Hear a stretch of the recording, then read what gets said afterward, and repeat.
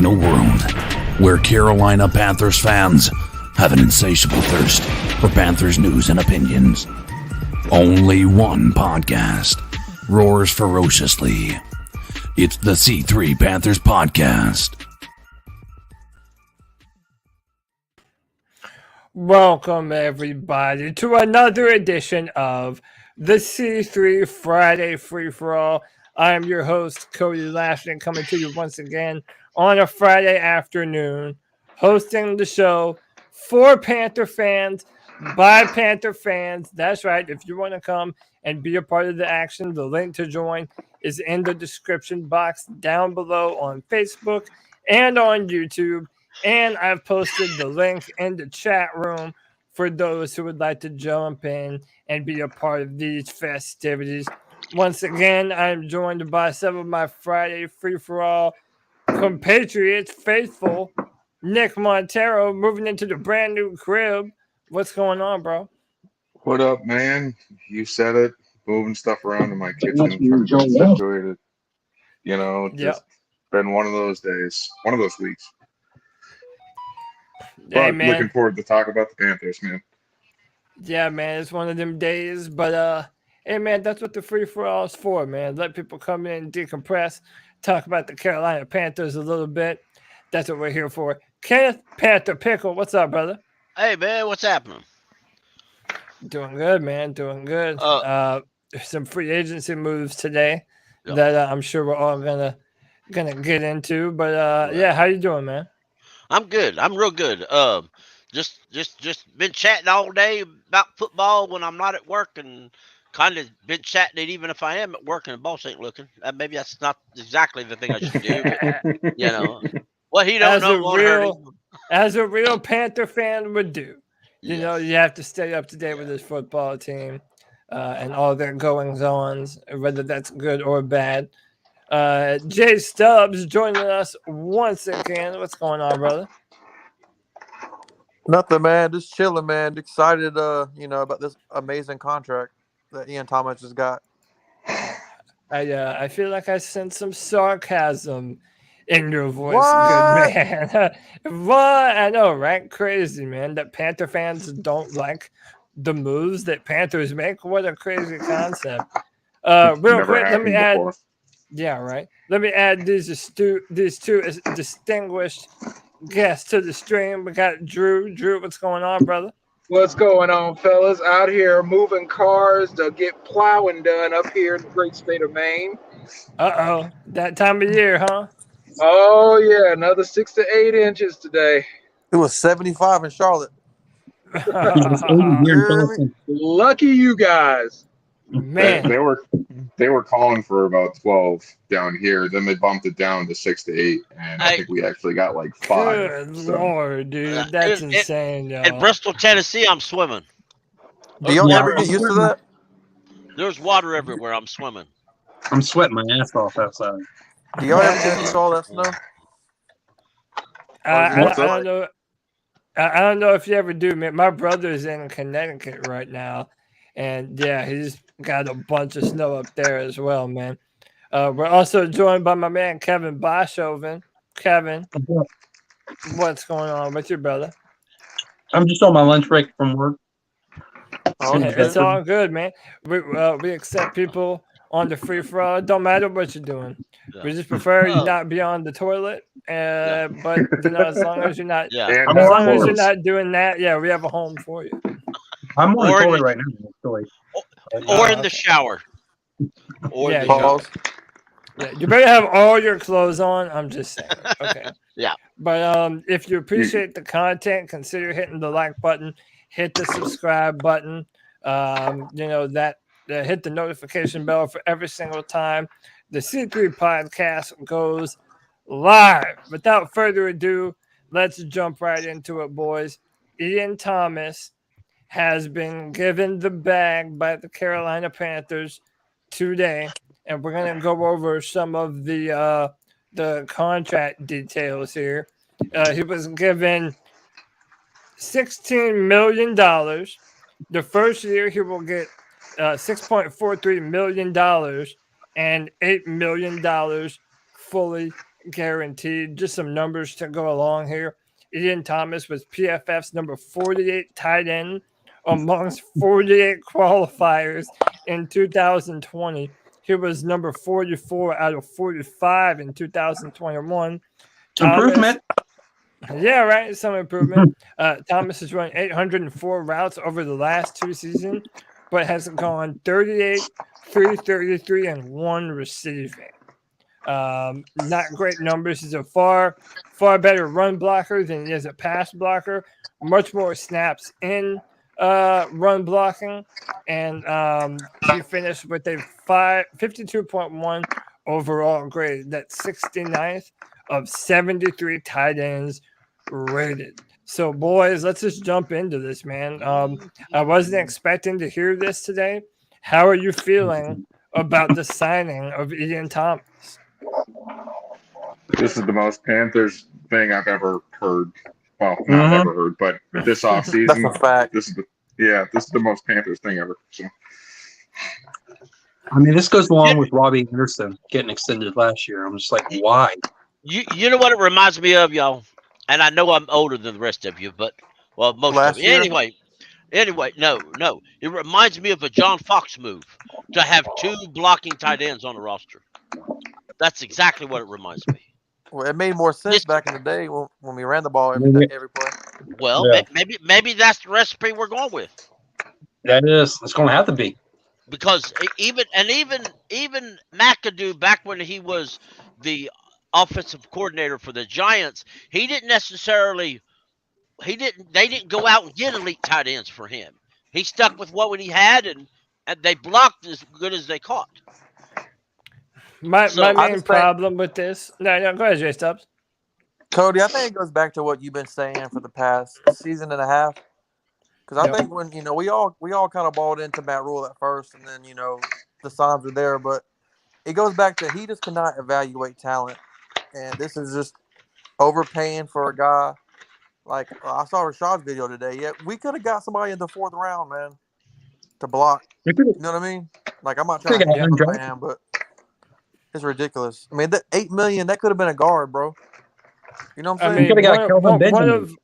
One of my biggest annoyances with this is that we just signed a tight end who has only ever had 333 yards receiving, and that was his rookie year in the NFL. Since then, he's yet to crest over 200 receiving yards. Now, I understand that they're not signing him for that reason, but dude, it goes down to positional value. If you play a certain position, what do you offer at that position? Are you a tight end that's a receiving threat and you can pass protect and you can run block? I mean, if you're a do-it-all tight end, I have no problem paying you more cash.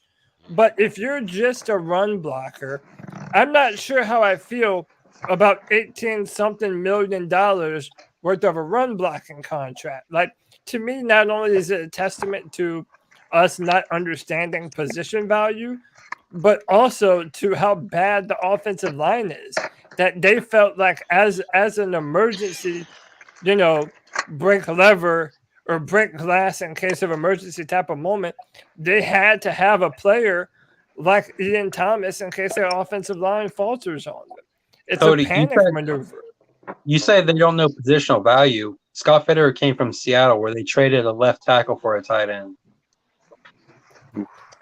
Dude, it's like, what do you even say at this point? You know what I mean? I wouldn't have signed this. How much money would he have got on the open market realistically? Like $3 million a year, maybe? Probably not even that. I mean, it's ridiculous. Maybe something like that. I mean, there's someone good tight end coming out. I'm not one of those people that worships at the altar of PFF and their holier than thou numbers that aren't to be questioned. But when you have that many other tight end prospects ranked higher than the one that we just signed, almost $20 million, it's like, yeah, that's embarrassing to me, man. And when you go back at last year and you look at what Fitterer's first moves were last year with Cam Irving and Pat Elflein, and look at how they worked out. To me, this is right in order with that. Yeah, man, go ahead. Because it's not $20 million. I think the total contract is $8 million over 3 years, and I think it's $6 million in the first year. That's still $8 million too many, bro. It is, but you know what, man? The thing to remember is Matt Rule is probably out of here after this year. Okay, that's the point. And I don't think I completely understand where you're coming from, but at the same time, I think he realizes he's not going with an offensive lineman in the first round, and he's either going to go with a quarterback or a defensive end, and this is his half-assed way of solving the offensive line problems by bringing back Wayne Thomas and keeping him with Tommy Tremble. Yeah. I mean, I'm not even hating on Ian Thomas. I think he's could be a really, really, really good tight end. He can't do it with here because I can't fault him. I can't fault him for signing the contract. I mean, that's just easy money. You know what I mean? Yeah. I wish he went somewhere else. He would have actually done something. I mean, yeah, it's like, dude, whenever we talk about this, it has nothing to do with the player. It's like, I'm happy for them. You know, when you get that kind of money, like that's life-changing money for you, dude. I picked him up on my fantasy team going in this offseason because I thought he was going to go somewhere else and just ball out, like on Washington.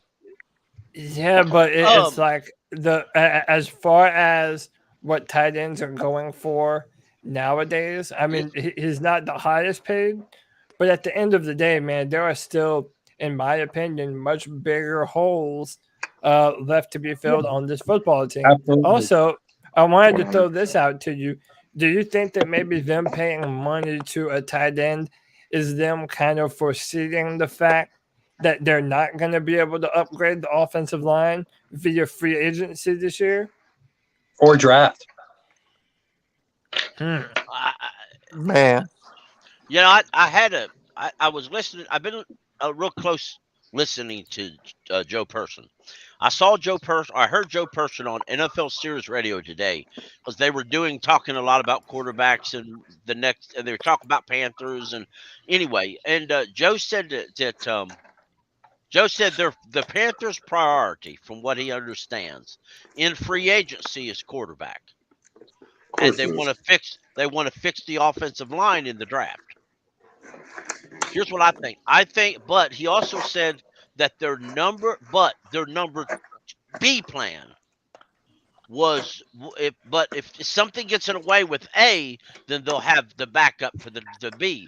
I wonder if they're realizing they're not going to get as many free agents to come here as they thought. Duh. And potentially, sure. Yeah, and this would mean that they've kind of got a short. But also, I posted on Twitter. Let's be honest. Ian Thomas, they knew they could get him to re-sign here. But let's be honest. Do you really think one of the free agent tight ends would come here if they needed him to? Not a well-known. I mean, no. I mean that, but that's also what I'm saying though. For the position value, it's like, you know, linebacker, safety, offensive line. To me, these are all positions that were more of need than the tight end. I mean, there are going to be tight ends available. There are going to be tight ends available even in this draft in the later rounds. If you wanted to pick one up, I think you could. So I don't know. It doesn't seem like such a pressing move that it absolutely had to happen right now. My whole thing is like, I've seen, obviously he was probably used more, but I've saw more from Tommy Tremble last year. And then when we had Manhurts, I saw more from Manhurts. And it's like, I don't know, man. I just think that this was if the whole thing is overpay him to block, was he blocking well anyway? He's like ranked really, like, I think he's not even a good blocker. What are we talking about? They called him one of the top one of the best blocking tight ends in the NFL. It didn't help us. Yeah, we average like 4 yards a carry, 3 yards a carry. I mean, when you're Matt Rule and you want your identity to be running the football, again, it's like I understand the signing. Sometimes I understand why the Panthers do shit. I just vehemently disagree with what they're doing. You know, and I think the position value isn't there. Right. Again, it's like I'm going to sign a tight end. if he checks a certain number of boxes. And I'm sorry, but he just doesn't. For me personally, he just doesn't check off enough for me. I am going to be hopeful that he will be able to do more for us going into next season. But I wanted to kind of segue into this question.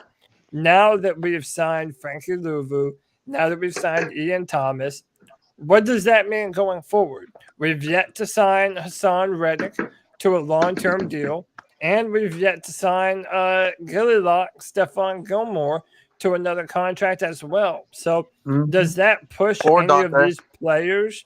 Yeah, Dante as well. Does that push any of those players that I've just mentioned out of consideration of being signed? I think from the tea leaves I'm reading, I think Hassan's not going to happen. That's what it sounds like. Why do you say that? It just seems like them getting Frankie Louvu was just kind of saying, "Hey, man, we're going the cheaper route." Because Hassan's going to get what do you think, 13 million to 15 million a year minimum? Yeah. So Spot Track has him listed at like 15.3 million. And if we gave Ian Thomas, we overpaid him, we'll probably pay him 30 million. You know what I'm saying? Yep. So by the way, T. Thompson in the chat just says it's a good sign.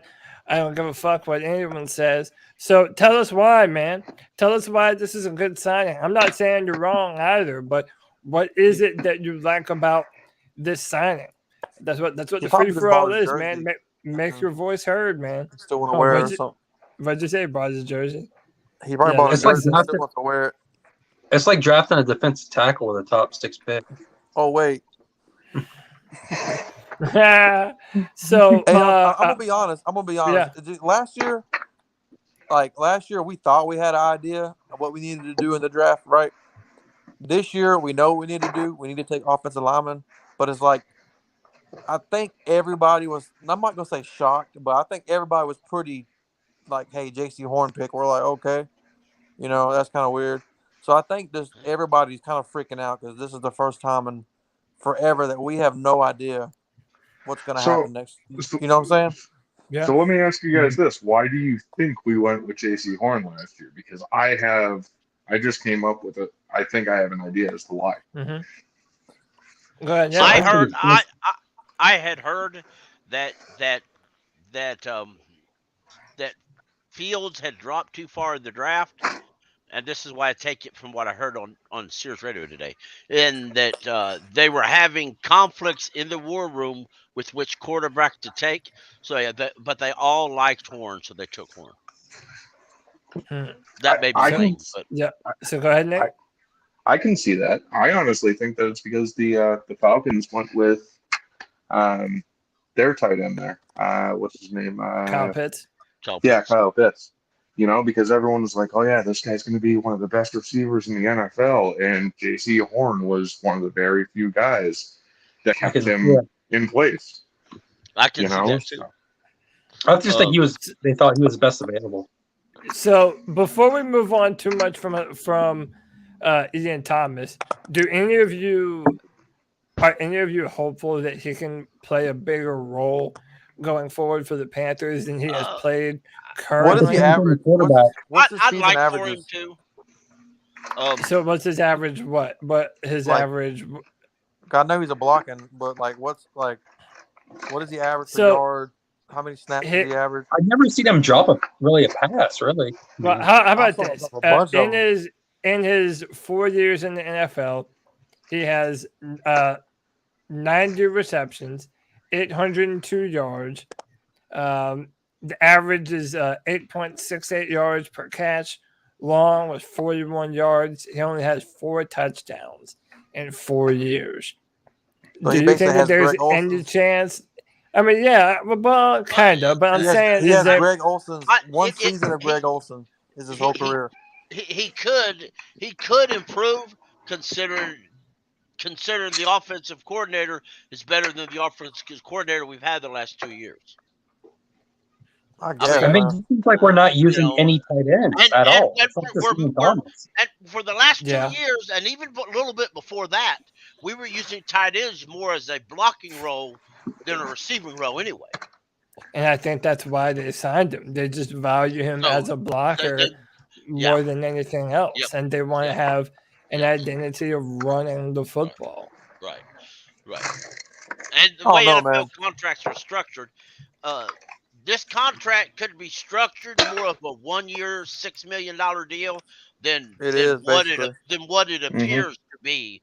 If that's the case, it's a good structuring contract for a next head coach if that possibly was to happen. Yeah. So T. Thompson said we needed a tight end and we got in on it. Good signing. Now we don't have to waste a draft pick on tight end. Why do we need a tight end though? Yeah, I mean, in the first place. Now, at that point we do, but we got Trimble, man. I'm going to tell you what. I understand we have Trimble, but we go out there with more than one tight end. I know, but we got Ricci. We got a bunch of options. I'm not a fan of Ricci. Ricci's is about as useful as a fly on a donkey. I do believe that Thomas is probably more far along than Ricci, and I think familiarity probably goes a long way in this signing. Someone that's been in the system, he's familiar with the coaches. They like I guess how physical he is. And I don't know. I mean, listen, at the end of the day, I have no job in the front office. All I can do is be hopeful that these players are going to, continue to find their best days out in front of them. I wanted to kind of use that to segue onto this next topic. And that's pretty much just what I mentioned. Like, what does this mean for other players going forward? And yesterday, Haason Reddick, man, he went online and he was really feeling some type of way, man. He was very vocal about his accomplishments and what he's been able to do the past 2 years. Someone put out in 2 systems, 4 coordinators in 5 years, Haason Reddick has 23.5 sacks in the past 2 seasons. He would go on to say, I'm just getting started. Compare my 2 years to being a full-time edge to the guy that I've been for on the edge for 4+ years. I'm not even in my prime yet. And then he would go on to say that next year he intends on coming in at 250 pounds. So my question is, how important is Haason Reddick going forward for the Carolina Panthers? And now with this Ian Thomas contract, how realistic is it that we do sign Haason Reddick? I mean, from his Twitter, it sounds like he wants to come back. Yeah. Like he wants to prove that he can start the run. I like him. He was by far our best defensive player last year. I mean, man, that's what I'm saying. Like I know Brian Burns got the Pro Bowl, but dude, that dude was our best player. I agree, but there is a point whether Haason Reddick likes it or not. The last 2 years, he was still 235 pounds, and whether you like it or not, 235 pounds to a 300+ pound offensive lineman is easier to push off the line of scrimmage and easier. Now, I'm not saying I wouldn't sign him. Let's not misunderstand that. But, Scott Fitterer did say they needed to add more meat up front. And what I personally think is going to happen, I think they're going to tag him because it would be easier to pull the tag from him. Didn't expire today? Or trade. I don't know. I wouldn't think it would. Generally, if it does, you hear a lot more media attention about it. I think it expired because I don't. Let me check. Heritage expired too. No one said shit about that. KPM, what's up? Yo, what's up, everybody? How's everybody doing on this beautiful Friday evening? Doing good, man. How are you? What do you think about this new Ian Thomas contract? I mean, honestly, I don't know. Personally, I think it's an overpay based on the production that he's had over the past 4 seasons. So I guess all we can do is remain optimistic. Yeah. I mean, look, at this point, it's like a whatever sign to me. I understand why they signed him, but it's one of those things where, and again, I'm kind of stuck on a repeat here. I just think that the position value isn't all the way there. Do you think Robbie Anderson maybe getting traded has something to do with it? The NFL, excuse me, potentially. the NFL franchise designated or transaction player deadline is 4 p.m. New York time on March the 8th. Yeah, but contracts Yeah, but expire though, right? yeah, Well, when yeah, but is yeah, his contract technically don't expire until the league year. His but I know what you're Right. talking about. So I think there His would be waiver, they he has an issue like Paradis where he's still gonna get paid anyway. So because of the yeah. voiding years deal, but it says here, it also says March the 14th through the 16th is when teams can contact unrestricted free agents. They can't contact them before then anyway. So I mean, Yeah. Hey, real quick, I want to add a guest to the podcast. This man is the runner of the 9 Lives Panthers podcast on YouTube. I was on his show a few nights ago. Kib, are you there, brother? What's up, gentlemen? Evening.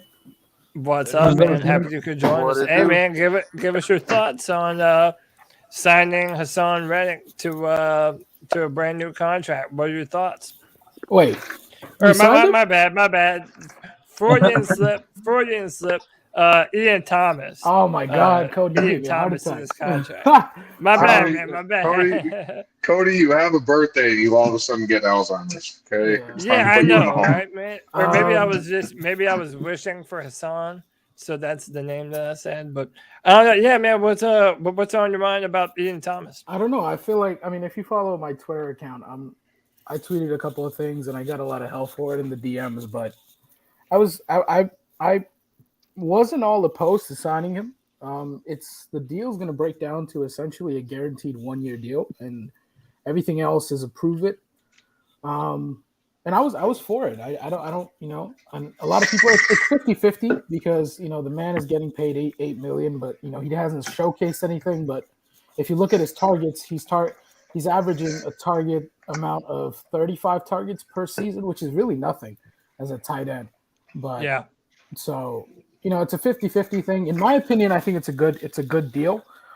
He's I think he's the third best blocker in our line, which is sad to say, but it is true. Right. Third best blocker on our line. The new offense too. So God knows what's going to happen after that, but I'm all for it. Yeah, I mean, to me, when they signed it, it said to me a necessity signing. Yeah. That they didn't want to have to draft a tight end. They didn't want to use any more resources. It's a guy that they're familiar with. And one of the things I said earlier, too, is that it might be an indication of them knowing that they might not be able to make too many upgrades on the offensive line via free agency this year. Yeah. So they might really have no choice but to sign him as I've been known to say before, a break glass in case of emergency type of player, and it kind of came down to this for them. And the positional value, he doesn't offer much as a receiver. So let me ask Kib and KPM this, since you guys are new to this discussion. Are you hopeful that Ian Thomas might be able to be more for the Panthers than what we have currently seen from him? As of right now, he's only had 1 year of plus 300 yards receiving. Every other subsequent year, he was under 200 yards as a receiver. Do you think there's a chance for him to continue to be more versatile, or have you pretty much seen what we're going to see from Ian Thomas as a player? KPM, you mind if I go first, or you want to go first? You can go first. When you look at his completion percentages, I know he hasn't been targeted a lot, but when he has been, he's plus 60% on his completion percentage. And in my opinion, other people think differently, but in my opinion, for a new quarterback or a quarterback who's struggling, the tight end is probably the best safety position on the field. Some people say running back, some people say wide receivers, but in my opinion, it's a tight end. You can put him in the line, you can put him in the H-back, you can put him in the Y, you can do a lot of things with him, with a tight end. And Ian Thomas, if you look back to his college days, he was an athletic freak, but maybe playing with Greg Olsen, I don't know. It's like a 50-50 ball, right? Playing with a superstar can either stunt your growth or can help you, which for Ian, it's looking like it probably stunted his growth. We didn't really utilize him. Most of the touches went to Greg Olsen, so I'm hopeful for McAdoo to come in and revitalize some things, but logistically, the man doesn't look good. There was a lot of drop over his seasons. I think it was 11 fumbles. I don't know. So, yeah, I think a lot of it has to do with Matt Rule when he came in. He had a great year before he came in. Mm-hmm. Greer? I mean, honestly, I think Ian Thomas hasn't really lived up to his expectations yet. But then again, I mean, we haven't really seen an offense that utilizes the tight end as much as we've seen yet. So my question is, what is Ben McAdoo going to do to try to give the tight end some more looks? Because obviously, the tight end, when it got looks this past year, it actually was pretty effective because we couldn't throw the ball over the top. And the only way we were going to get yardage is by doing the quick throws outside. So when the tight end was involved, we actually were getting positive yardage. So my question is, what will Ben McAdoo do to get the ball into his hands, and how can he grow from there?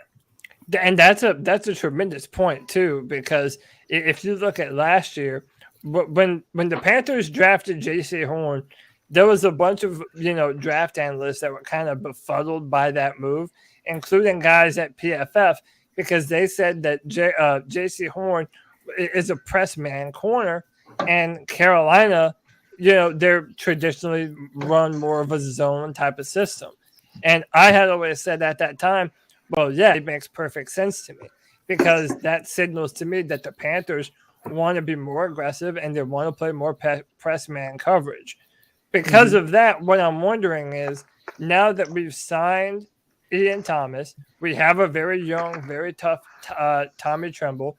Do we feel like this is the signaling of a more importance placed on the tight end position as a whole in the Panthers' offense? Now that McAdoo's here, it very much should be. But don't we say this every year, though? Yeah, we do. Yep.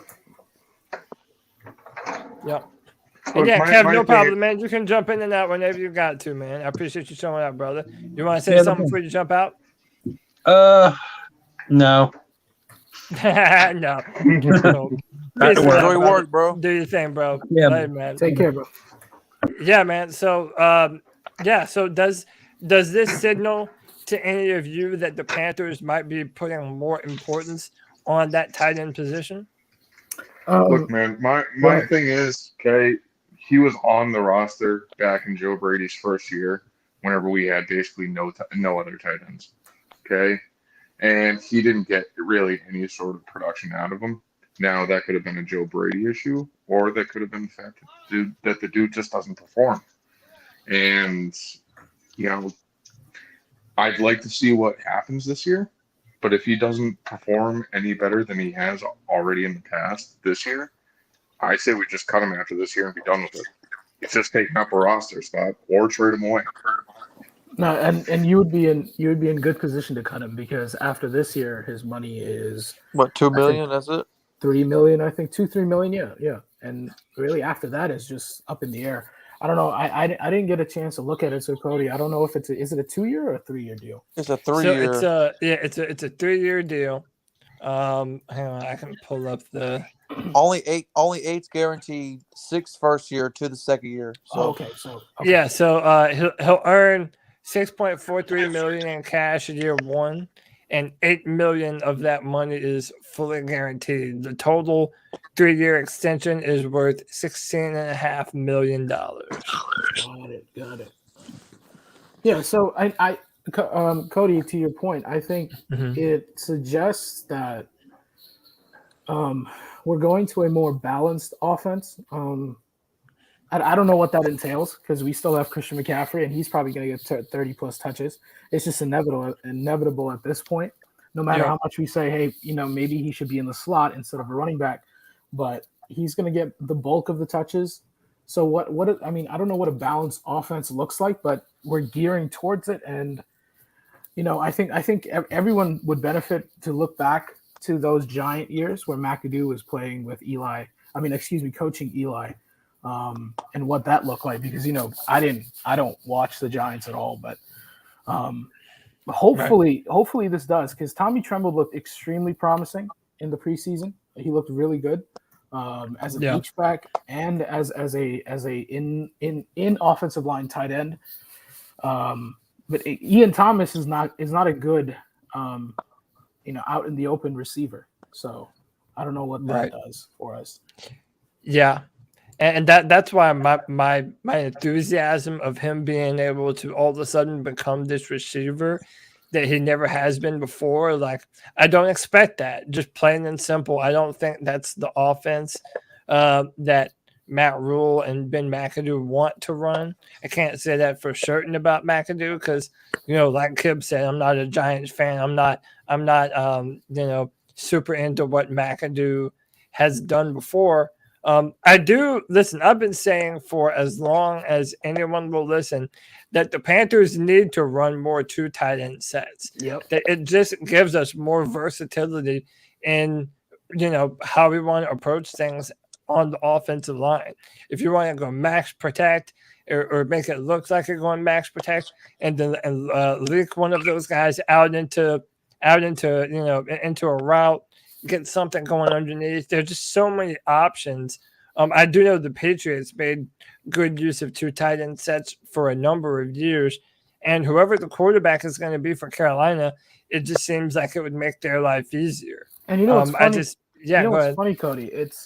We don't even throw the ball deep anyway, so that would be extremely beneficial for us anyways. Most of our throws are either check downs or 2-3 yards. That's our bread and butter, or has been for a long time. And I don't know what McAdoo is going to do if Sam Darnold is going to stay. What are we going to draft? Because it's looking like this move right here is looking like it's going to be a rundown for other positions.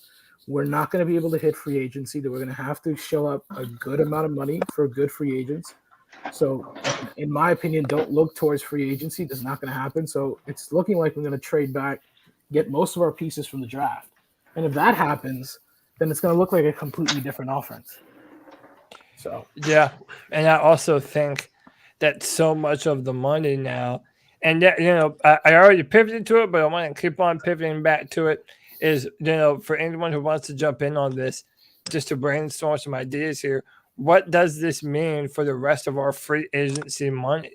I mean, if the Panthers go and trade for a quarterback, then you're going to have salary dollars to be able to trade for that player as well, and on top of.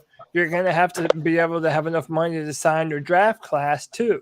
So, knowing that Haason Reddick is still out there, knowing that Stephon Gilmore is out there, I want to get you guys' opinions on where you think the Panthers, Dante, DJ, where do you think the rest of the Panthers free agency dollars is looking to be allocated? I'd say a solid portion. I'd say a solid portion should go to the O-line no matter what. I mean, me personally, I know I've said it time and time again, but I'm going Linderbaum in the first round, and I'm okay with trading back further in the first round to get him. But we need to spend some serious capital on the O-line, and it doesn't matter to me if we go through the draft or if we go through free agency or both. Ideally, I'd like to go with both. Get a center in the draft, get maybe a left guard in the draft, and then pick up some sort of veteran that's a solid rotational player. But that's just my 2 cents. Yeah. If I mention this, I'm probably going to get a lot of hate for this, but I personally believe that when you address the offensive line and some other needs, and we're going to pass on a quarterback this year and then take a quarterback next year. With how tough our schedule is going to be, we're probably going to be a 3 or 4 win team next year anyways. Yep. So we're going to be a top 6, top 5 pick next year, and the quarterback class next year is going to be significantly better than this one. So, yeah, and you shouldn't get flack for it because, in all honesty, even if we get a quarterback, are we winning in the next year? I don't think so. So, why would you? You're at Our the only pick. shot is the division. That's it. Yeah, and then so we win the division, and then we get hammered in the playoffs, only for us to get the 20th overall pick, and then what do we do with that? I'm not gonna lie, bro. I love playoff run. So, I- You know what I mean? It's been Say so that. fucking Say that. long. Say that one more time, J Subs. I said, like, I know, like, like that's a smart move. Like, don't get me wrong, like that needs to be the move. But, dude, if we made the playoffs, man, I'm ready for a playoff run, bro. Like, give me something, man. Oh my! Like, this is ridiculous. Is it 4 years now? Yeah. Yeah, it's been 4 years. Hey, I want to get Drew into this action now that he's back in his more comfortable digs, ready to talk about it. But Drew, let me get your take on Ian Thomas. What you think about this signing, and what does this mean for our Panther free agency moving forward? Honestly, Cody, I don't know what the hell they're doing at this point. I did not see them re-signing Ian Thomas. I didn't see the need to re-sign Ian Thomas. I thought that was the whole point in drafting Tommy Tremble. Facts. So I have no idea. They didn't get him on. They got him cheaper than most of the tight ends that'll be available in free agency. So I agree to that, Drew. I do agree to that. You get what you pay for. But I believe they wanted him more for his blocking ability more than his receiving ability. Considering I really think that McAdoo is going to run a 2 tight end system. So you got Ian Thomas and Tommy Tremble now blocking tight ends because, of course, Matt Rule wants to run the football, which we all get. We don't know who the running back is going to be at this point because anybody thinks Christian McCaffrey is going to last 17 games is a pipe dream. That sailed. Shit, 10 games. Yeah. Well, not the way we were. Games if he get. I mean, that's right. Hey, who just said that? Who just said not the way we use it? I did. Cody, I did. Yeah. Kev, dude, that's 100% it, man. We are intent on running Christian McCaffrey into the turf, man. Like we're intent on it, and it's like we don't learn from our previous mistakes. I mean, honestly, why don't they? And I know we've talked about it ad nauseum, but move the guy out to the slot. I don't care whether what he wants to do is what's best for the team at this point. Christian McCaffrey could be another Cooper Kupp out in the slot position. I mean, we've seen it with Cam, haven't we? That 1 year that he got injured halfway.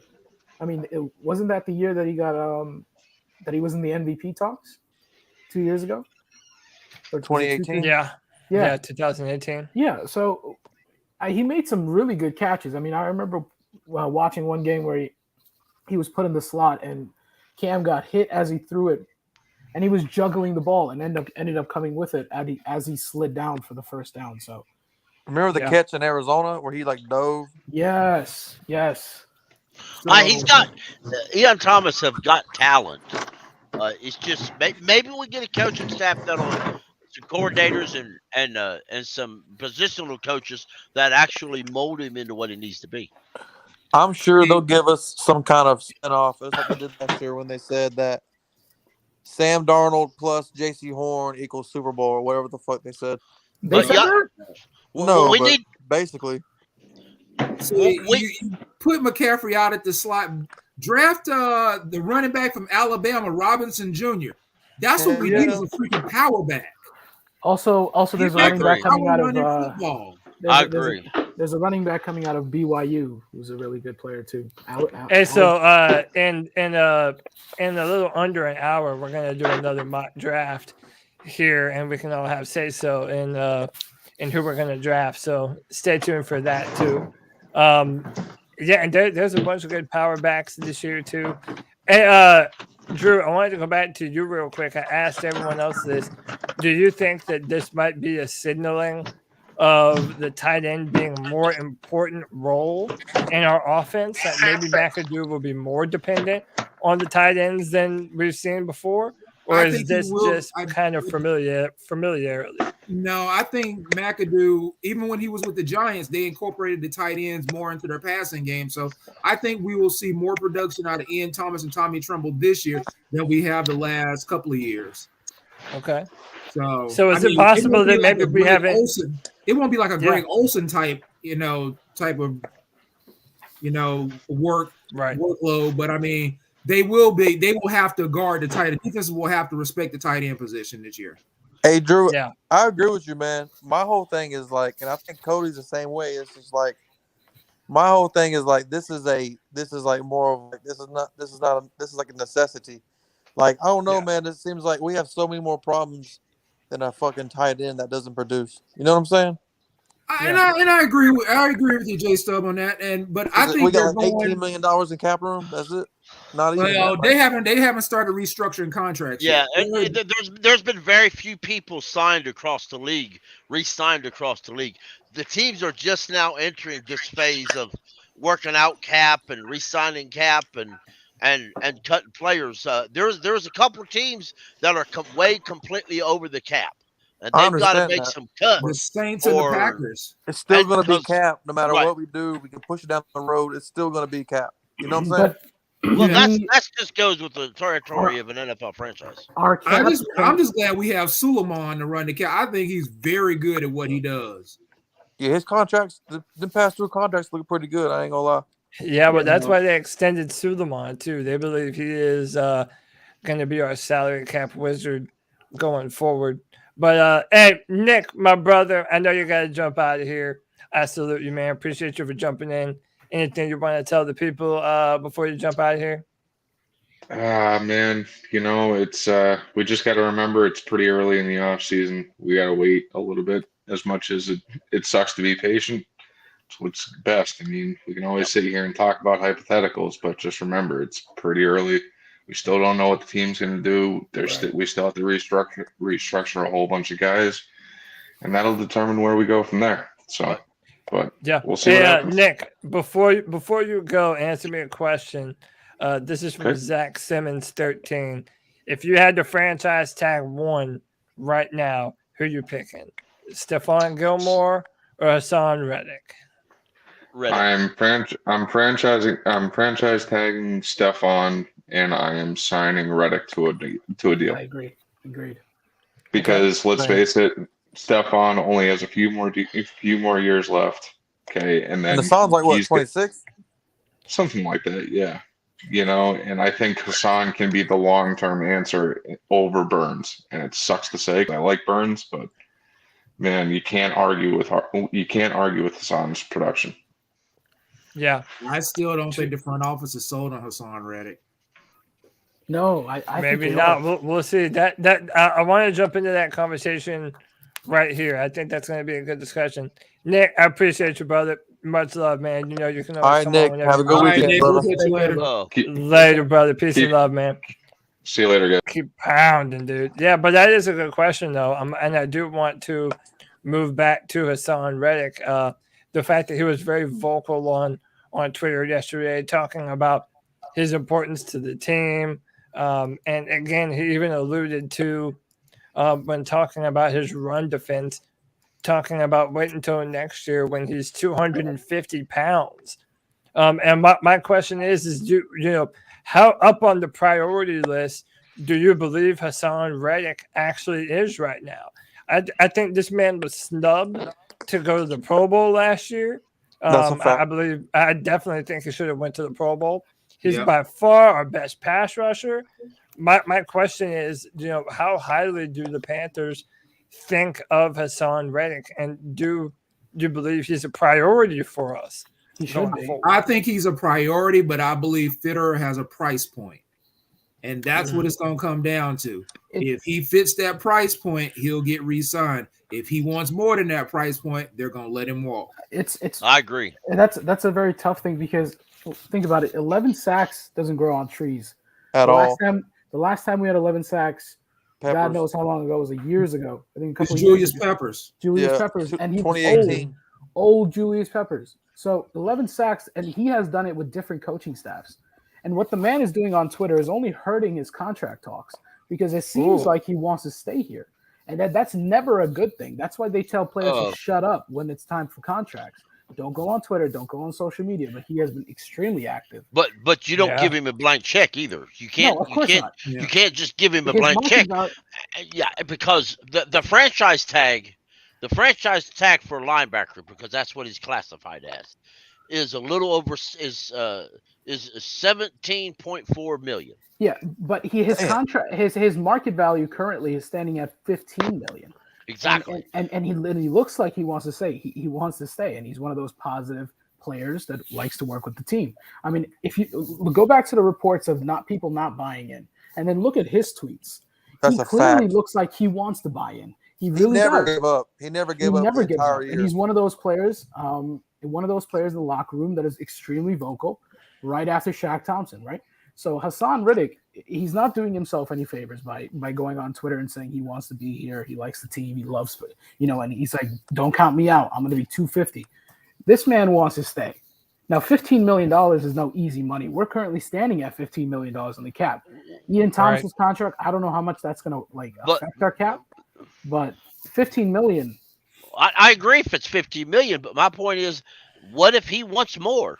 We're not part of the conversations between the agent and Suman Suleiman. You're right. He may want top dollar free agent money, which right now as an edge rusher, your top is looking at about right close to 20 million. It's for those reasons why the Ian Thomas contract become more frustrating. Because it's really not even saying that Ian doesn't potentially deserve a new contract. It's saying, were those dollars spent more important than, say, going on Haason Reddick's new contract? But they didn't break the bank with for Ian Thomas either, though. That's the thing. So I mean, right? But it's like at this point, every dollar counts, though, doesn't it? It does. But like I said, I think Fitterer went into this with a price point for every free agent that we have, and Ian Thomas met the price point. If he had went above that price point, they would have let him walk. Frankie Louvu met the price point. That's why he got signed. It's going to be up to Haason Reddick to decide if he wants to meet the Panthers price point. If he doesn't, they'll let him walk. If he does, they'll sign him. But wouldn't you agree that? But don't you agree that Frankie Louvu, like I know he had limited minutes, but didn't he pop on your screen? Didn't he make impact plays? Frankie Louvu does everything that Haason Reddick does, but just cheaper. No, not as a pass rusher. No, I don't agree with that on the pass rushing factor, and I do like Louvu as an off the ball linebacker. I do like how he flies around. He might have some of that Haason Reddick physicality to his game, but I don't know if you put Frankie Louvu in the same position as Haason Reddick. If he's going to have 11 plus sacks this year. But the thing is, Haason Reddick shouldn't even be in the position he's in. Haason Reddick should be playing in a 3-4 defense. That's where he should be playing in. And really, they really just now put him in a position that's been advantageous to the way that he plays. And to his credit, that's what he was saying on Twitter. He's like, man, I just now started playing from the edge, and look at what I've been able to do in essentially 2 years worth of time. So, I don't know if Louvu would be the same player on the edge, but a part of the reason why I don't want Louvu to move is because our linebacker depth, like our normal small linebackers, we have no depth at that position at all. But you also got to remember, if you sign him to a long-term deal, let's say you give him that 4 or 5 year deal a lot of people are wanting him to have, and he reaches 250. What happens if he loses his speed because he's never weighed that much and played? Then you move That's happened. Yeah. If he's lost his speed, though, I understand. And a lot of his sacks came on a design by Phil Snow where he blitzes unblocked, or he's got a tight end blocking him. Yeah, but that's most players do. But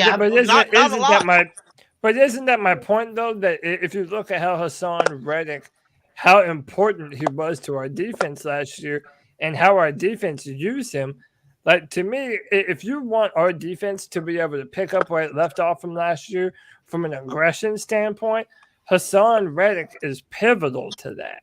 Cody, I'll tell you this: if we re-sign Haason Reddick, Brian Burns is not on his team long term.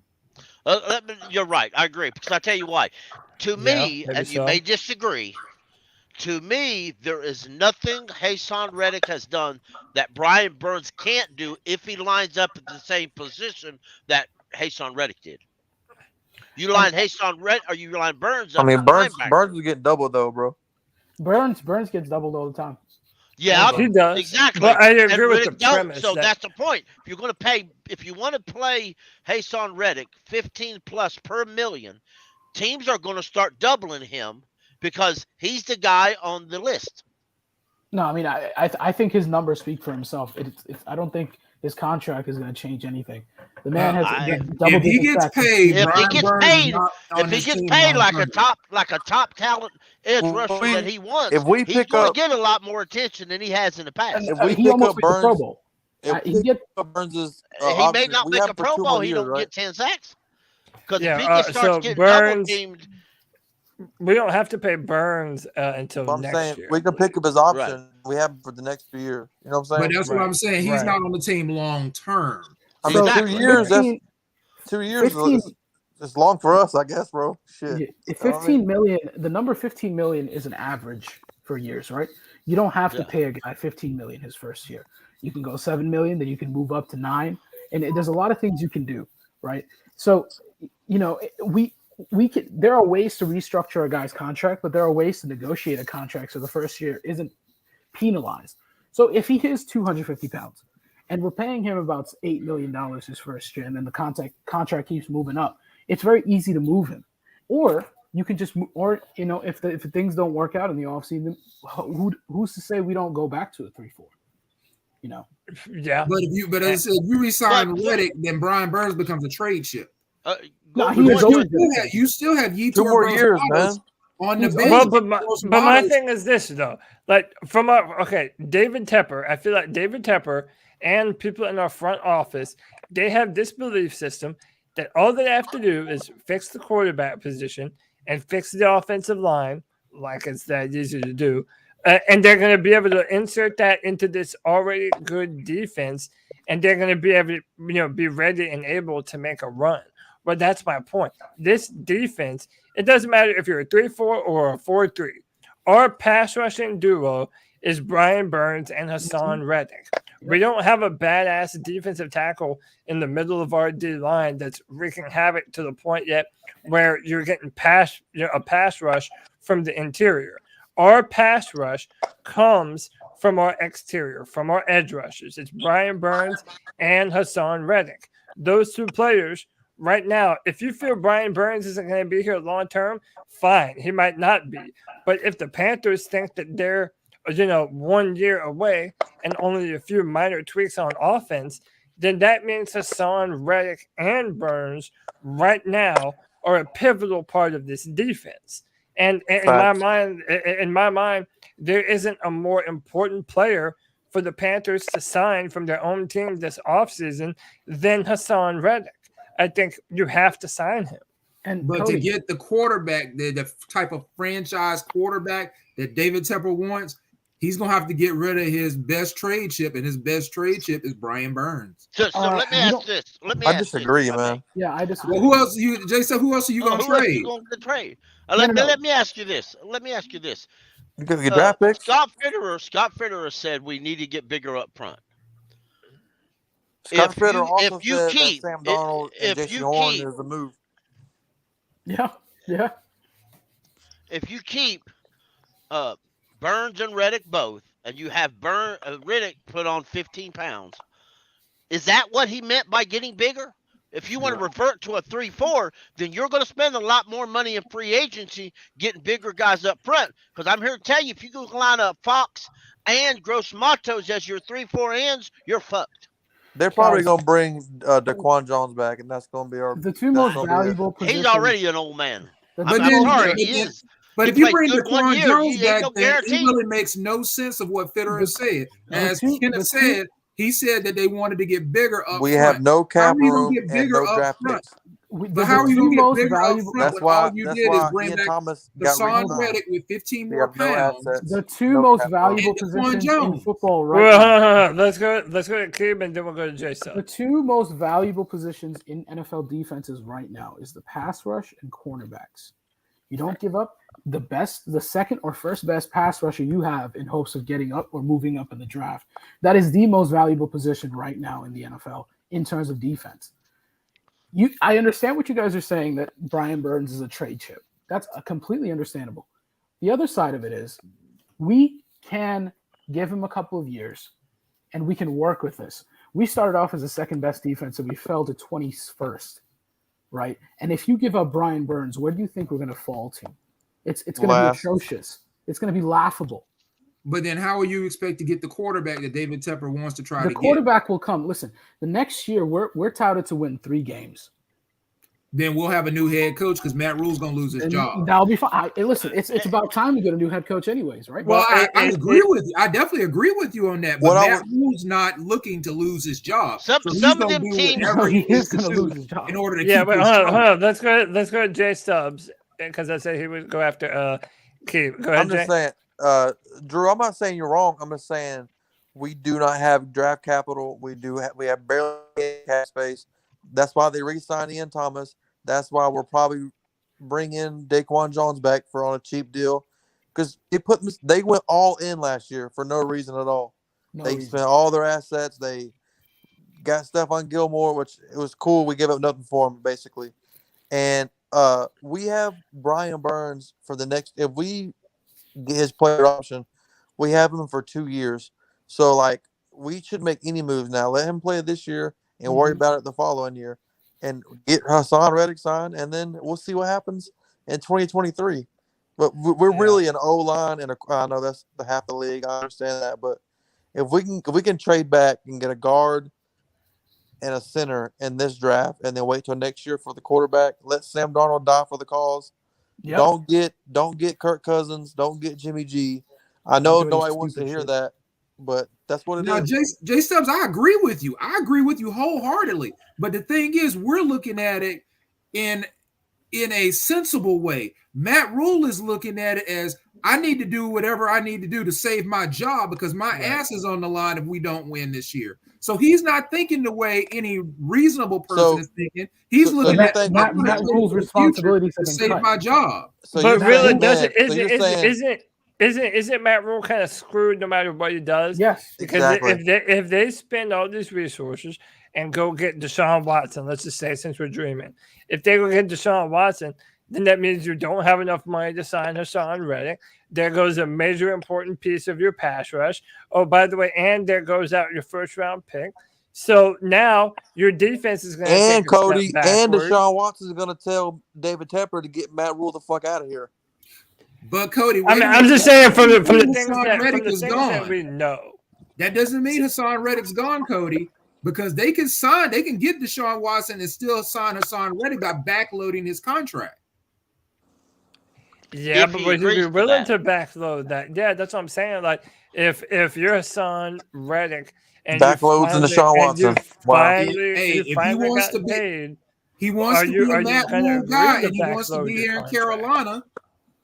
I mean, you got to look at it that way. He's a Matt Rule guy. He wants to be in Carolina that bad. Drew, I'm not saying you're wrong, bro. I'm just saying what I'm saying is I know Matt Rule's on the hot seat, but at the same time, if he's on the hot seat so much, why the hell did he bring back Ian Thomas? You know what I'm saying? And I don't think he did. I don't think he did. His responsibilities has been cut.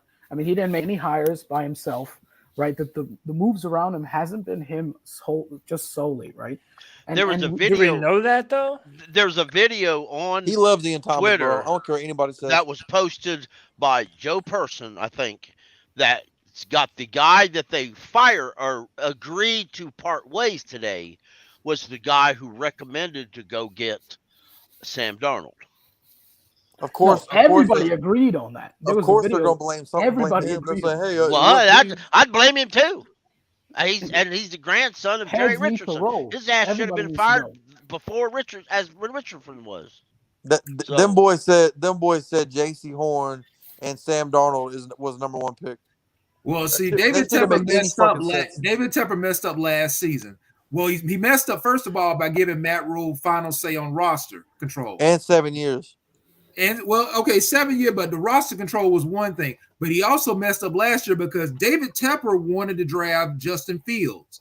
He wanted to get the quarterback on the rookie contract. Is that confirmed? Overruled him and said, "No, I want J.C. Horn." Is that That's confirmed? the rumor. That's the rumor that there's no way in hell that David Tepper did not take a quarterback if he didn't want it. David Tepper recommended that dude wants a quarterback so bad. Y'all guys are tripping.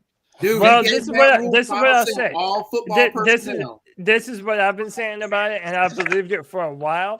That if David Tepper wanted Fields, and ultimately he decided to go with the judgment of Fitterer and Matt Rule, and decided to take J.C. Horn instead, that's why it says to me that Cam Newton was a David Tepper decision. Exactly. Because David Tepper said, all right, look, I listened to y'all. I let y'all bring Sam Darnold here in favor of Justin Fields. Now I'm not depending on Sam Darnold being able to come back healthy this year. You're going to sign and pay Cam Newton. And I think that they were forced into doing that. Yep. Let's disagree. remember a guy. Let's remember a guy named Everett Brown, defensive end that was a decent, could have improved. They told him in the offseason to go put on weight. He put on the weight they told him to put on. Then he was too slow to move, so they It's very trained him or fired him. disingenuous. It's very Let's disingenuous understand that. to compare Haason Reddick to Everett Brown, my dude. Fact is the fact. Both of them are light. What's his weight Both right of now? them were Does told anybody to know? put on weight. What's his weight? And Like 235. No, Haason Reddick. What's his weight? 235. Okay, we're talking about what? 20 pounds? At the end of it? Well, 20 15, pounds? Do you think his speed is going to be snubbed? And he might be saying it has 250. for other NFL athletes. He might be saying 250. He might be saying that, but are we sure that is that what the coaching staff wants? Well, I mean, the coaching staff commented on that. Fitterer said that nobody he knows wanted that to get Burns bigger and- across the or defensive Reddick. line, so that's why it's I don't think his desire when he said he wanted a bigger guys on the defensive line, I don't think his design at the time was to re-sign Reddick. I think at most they're going to franchise him. That way, in case they don't get who they want in free agency, that's fine. Or they can always maybe they're hoping they can use him as trade bait, like everybody talks about. I'm gonna be real. Listen. Haason Reddick should have been extended last season, if we're being real. If they really wanted him. Right. You know Well, I mean, after seeing what he did, that's what I'm saying. Like, to me, it doesn't necessarily matter when it happens, just that it happens. I'm to the point with Haason Reddick where I was at with Taylor Moton before we signed Taylor Moton. It's like, listen, why do you want to have to go and replace another position when you know you have a guy that's clearly been able to produce at that spot? He's one, Moton was one of the best players, if not the best player, definitely the best player on our offensive line. And to me, right now, I mean, even though he's brand new to the football team, even if he's 235, Haason Reddick has been our best defensive lineman on the team. But they're going to have to figure out what they got in Yetur Gross-Matos at some point. Yeah, they're going to have to give him more snaps, just like they needed to give Christensen and Brown more snaps. But they don't trust these dudes yet. The thing about that too is, man, we really hurt ourselves. If we would have got 2 more games of them playing, we could know where we're at with Christensen and Deontay Brown. But we're never going to know until next year, and it's going to put us back 100%. Yeah, that's another problem. Yep. Hey, this is the video that you guys were talking about. I wanted to play that. Yeah, we need heads to roll. Everybody wants it. So yeah, check this out. Oh yeah, I remember. Oh my God! Tell me if you can hear it. And move for him. It's tough. Like, he cares about ball. You can see it on tape. I like all that about him. Good God. Young compared to the other guys that are available, and even this draft class, he's relatively close in age to the guys that have been drafted. They've got 3 years in the league. So having that 2 or 3 years only. So age was something that they mentioned, that he was, a few years older than the rest of the draft class. 3 years old. And kind of looking at where he fits in this draft class. If we're making this move, we have to weigh what we're giving up for what we're getting back. We're going to have a year. We can pick up the option if we needed to. I mean, if we could pick up the option if we needed to. So again, keep in mind, they picked up the option before they ever saw him play a snap. Samir, does that make sense to you? Yes, he's still under his rookie contract. What is it that we need to do to help him get to that next level? Just play within the Jesus scheme. Christ. Take what's given to you. Don't try and make every throw. Just live to see the next down, and it'll come. Going through the quarter.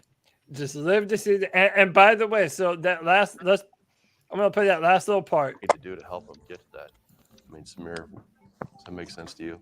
Yes, he's still under his rookie contract. What is it that Well, okay, so this part that Federer says right here. we need to do to help him get to that next level? Just play within the scheme. Take what's given to you. Don't try and make every throw. Just live to see the next down. What's needed to bring him to the next level?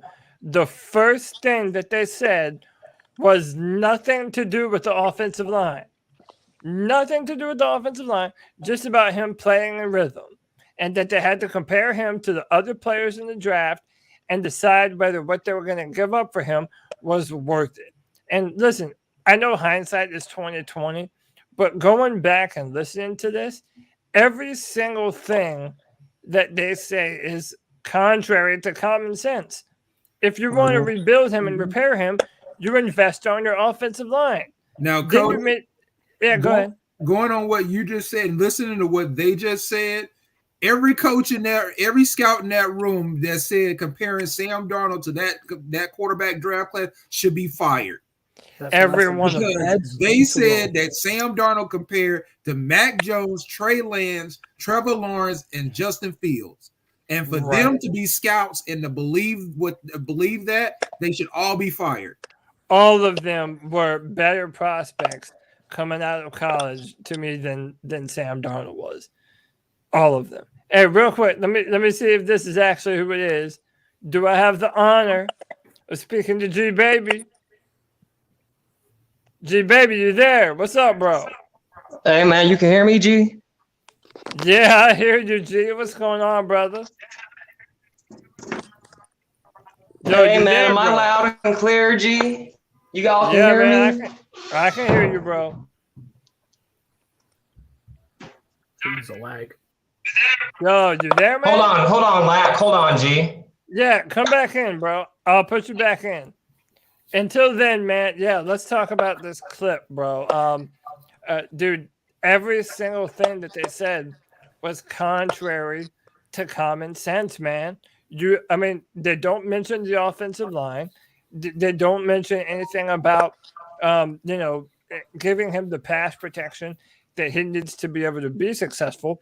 They don't mention all of his lack of production when he was playing with the Jets. It's like, dude, nothing that they said makes sense there. Right. Also, Cody, do you have? Are you subscribed to The Athletic? I am, yeah. Okay, so did you read that article where the 10-step guide for NFL teams to avoid disastrous offseason? No, I haven't read that one yet. Go ahead and read that. We broke. Yeah, we did. Fucked that up. We broke every damn. We did about every damn rule. So we did. Yeah, you read that article, boys. We fucked that up real good. I'm sorry for my language, but that's just the fact of it. No, you can cuss. I'm starting to think that, like, y'all remember the Fire Festival? Yes. When everybody was promoting how dope it is, and they spent all the money on the Instagram. And there was no food. Yep. Yeah, this the Panthers, bro. They give us all this hype and all these videos. The and Trade Panthers Daddy Fire and Fest. And then you get to the games and we fucking suck. That's gonna be the title of my live next week. But the 5th-year option, the 5th-year option is a requirement to be picked up after the 3rd season or before May the 3rd of the following year. When they picked up Sam Darnold, Scott Fitter was right. It was either pick it up then or don't pick it up. Now, I wouldn't have picked it up myself personally. I wouldn't have traded for Sam Darnold. They really thought he could turn around, bro. I got to take that back. I did say back last year I would trade for Darnold, but there's no. My idea was giving up like maybe a 5th or 6th pick. Or Ian Thomas or something. Yeah, maybe a player that you know is not going to cut it here. I would nowhere near did I play giving up all they gave up. They fleeced us, bro. Again, it's just malpractice. If I'm in Fitterer's office and he's asking me what we need to do if we're gonna bring Sam Darnold in, I'm like, look, based on what he was unable to do in New York, if you are going to have any shred of hope about Sam Darnold, you have to invest in this offensive line if that's going to be the route that you're going down. And therefore, either Penei Sewell or Rashawn Slater should have been who the Panthers were looking to target with our 8th overall pick. But and dude, listen, I'm a fan of J.C. Horn. I think J.C. Horn's going to be a badass player for us, man. Yeah. But if Sam Darnold was going to be the guy that you were going to be banking your future on, and make no mistakes, that's 100% what that was. They banked their future on Sam Darnold. That's why they're in the position that they're in right now. So if you're going to do that, and don't wait, you're waiting until the 3rd round to draft an offensive lineman, and then don't even play the man until later in the year, bro, the Panthers have zero fucking idea what they're doing, man. None. But Cody, you also have to remember that Matt Rule is used to winning football games with the talent on his offensive line with talents like a Cam Irving and a Pat Elflein, because he couldn't get the top recruits at Baylor and at Temple. So he thought he could just transfer that to the NFL and, I'll get these guys off the scrap heap on the cheap, and I'll make them into NFL starters. And it does not work like that in the pros. And he found that out the hard way. And we all knew that when they signed him on the first day of free agency. We were all like, what the hell is he doing? And that's so disappointing because his calling card was what, O-line, right? Matt Rule's was? Yes. Yeah. With the his own running scheme. And it's like, okay, like I'm starting to smell something. It ain't smelling good. You know what I'm saying? Yeah. Yeah, man, it stinks. It's been stinking up in here, man. And it's like we're going to be 1 year behind the curve. I already made my prediction. I think they're going to fire Matt Rule in the middle of the season this season. Hey, you guys, people are making a stink about them re-signing Ian Thomas. You don't bark too loud about it, because the next one coming up, you're gonna hear them say they just extended John Miller for another 2 years. No, no. I think it was I forget who it was who put it in the chat. Someone said they're gonna sign Jermaine Carter Jr. Carter Jr. Hey, I'd rather re-sign Jermaine Carter Jr. than John Miller. That's what I don't understand. John Miller should never touch a football field again. That's what I don't understand, Cody. Frankie Louvu plays just as good, if not way better, on less snaps than Jermaine Carter. Broken, I mean, his 2 years ago, he looked good. This offseason, he had a lot of promise, comes in, absolutely stinks up the joint. So, and if they re-sign him, and it's over. Fellas, it's over. I'm just happy it went to here, bro. Oh, yeah, that's true. That's true. That dude we had a super upgrade, low-key. I just don't see how they're going to upgrade the middle linebacker position. I really don't. Draft. Dude, I've been saying draft capital. I've been saying since last year, man. Why not let Frankie Louvu get some snaps at Mike's linebacker? Like, I think they would put Shaq at Mike linebacker before they put Louvu in the middle. But see, I don't like Shaq at Mike's linebacker. Yeah, me neither. We have been spoiled with linebacker in our history that this is bottom of the barrel, man. We are. Dude, Luke Kuechly left a gap that we might not be able to fill for the next decade. Before him, man, we had Dan Morgan and John Beeson. Yeah, I know, but I'm saying now going forward, we haven't been able to get anywhere near the production. We should move Chin to linebacker. I believe that. As a sub-package linebacker / safety, I agree. Not full-time. Yeah, middle linebacker Chin will not have a long NFL career. Why not? He's not big enough. Yeah. Thomas Davis really wasn't big enough when he started. But Thomas Davis didn't play middle linebacker. Thomas Davis played inside linebacker. Well, you don't have to put him outside linebacker. I'm just saying linebacker. He should Davis fit. Kenneth, you're right. They've already said that's what they're doing. Phil Snow already said he was putting him back in the box. Got to, bro. He's so dominant. he was more effective in Dude, when the he's box. at the line of scrimmage, bro, he just flies through that O-line like crazy. It's ridiculous. And Thomas Davis, to be real, Thomas Davis, his first 2 or 3 years, he wasn't a nickel package linebacker. His first year he played a couple of games. His first couple of games was at safety, and then Fox moved him. But to that's a whole outside different linebacker. era, bro. Right. You know what I mean? But I got in that conversation today on Twitter over with the guy who said that Chin sucked at coverage. He was horrible at coverage. I said, well, he is because he's a linebacker forced to play safety. No, he wasn't. If you take half the safeties in the league or half the linebackers in the league and force them to play safety and see how good. I don't think that. So listen, in my opinion, it's not necessarily that Chin is such a liability in coverage.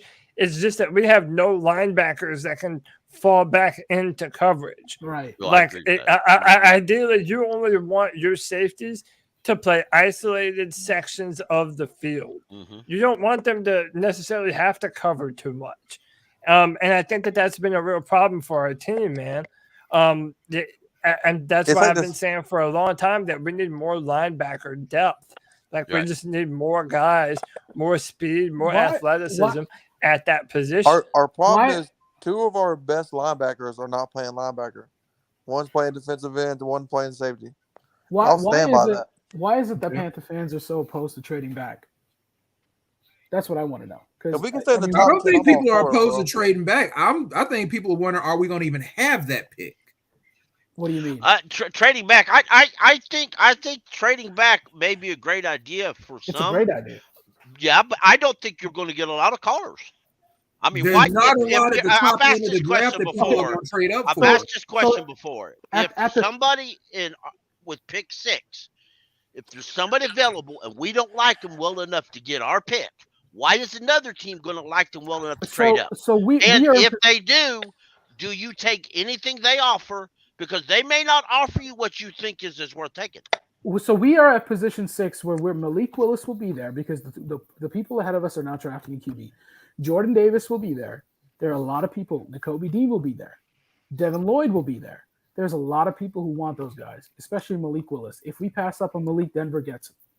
But do people feel like he's worth drafting? If they wanted a quarterback, if they really wanted a quarterback, they don't know 100% that we're not. Because right now this front office is telling everybody they desperately need a quarterback. That's exactly why. So if a team wanted a quarterback, they're not going to wait till Carolina gets a quarterback.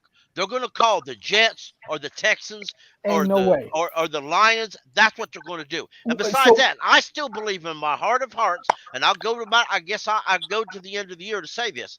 The Lions may select a quarterback. I agree. Do not be surprised about that. Not that high. Why not? I agree, bro. If it's good enough to get a 6, you might one more. They have a multitude of issues. You're still going to pay the same amount of money. If you pay a guy at 2 or you pay a guy at 6, it's still the same amount of money. You would rather the Lions get a quarterback than fix their secondary, and Kyle Hamilton is right there. That's what you're telling me. There has never been a safety drafted that high, and who knows?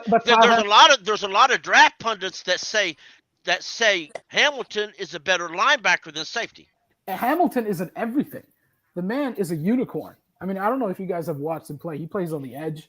He plays linebacker, and he can play a safety too. Penn State. Okay, so let's. Yeah. Go ahead. I just want to try this one more time, man. Let's add G Baby to the stream. G Baby, are you with us? Hey, you can hear me, Mr. Lack? I can't hear you, bro. Finally, man, it's about time to get you on the free for all, bro. Say something, bro. What's up? Hey, man. I got a lot to say, G. This organization, bruh. You guys. Tell me I was born in 91, okay? When I say this is insanity at its finest, I'm not playing, man. Insanity is something that you do over and over and over, and you get the same fucking result, man. Why the fuck can't we build a fucking wall, G? I would rather have a wall with a shitty team. I would rather have a good, great offensive line. Yep. With a shitty team, okay? Yep. Rather than it be the opposite. This doesn't make sense. Okay, hold on. Did Ian Thomas have 200 yards last season? Yep. He didn't even have 200 yards. So what the fuck are we? Where's DJ Moore? Where's Dante Jackson? What about Stephon Gilmore? What about this fucking offensive line, man?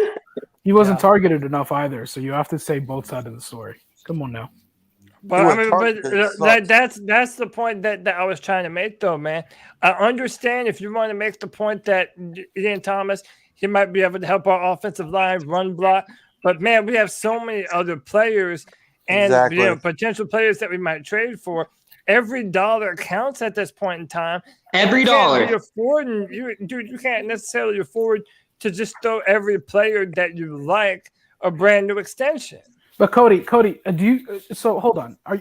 So we don't say in the hypothetical we don't sign Ian Thomas. Yeah. Do you think we can utilize that money in free agency? $8 million? Fuck yeah. No. Yeah, I do think so. You're gonna have to overpay a really good free agent. That could be a linebacker, bro. You're gonna have to overpay them though, because no one was. Wait, so your argument is you want to keep Ian Thomas? You want to give this man this deal? Hold on now. Before you start yelling, what I'm saying is, I'm giving you a hypothetical. You are looking at free agents out there who don't want to come to Carolina. What is the incentive to come to Carolina exactly? Because that's what I don't understand. You have all this money. What's the incentive? So that's exactly my point, right? Jay Stubbs, that's exactly my point. You're going to have to overpay somebody. But you're making our point. We needed that extra money to overpay better players. Then who else pays tight end? Let's ask this question. But hold on. Come on, man. But listen. We're not even saying money to bring people to Carolina. We're saying it's money to sign the players right now that you already have on the team that you Cody, want. you can That's sign why the G players. Baby mentioned DJ Moore. Yeah, and you can Haason sign Reddick. the players. You can sign the players. The first year of the contract doesn't have to be $15 million.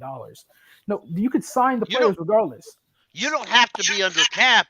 You don't have to be under cap until next year.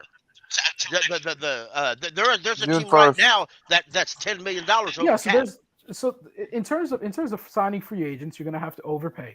And signing the players you already have, if they want to stay, you can sign them with the money. Every dollar counts is what we're saying, bro. Yeah, but for what exactly? You're saying that, but what do you mean for what?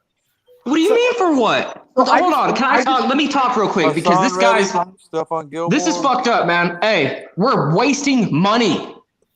That you would have. We don't have no fucking draft capital. I've wasted money longer than you've been alive, my friend. I don't want to be disrespectful, but let's be blunt.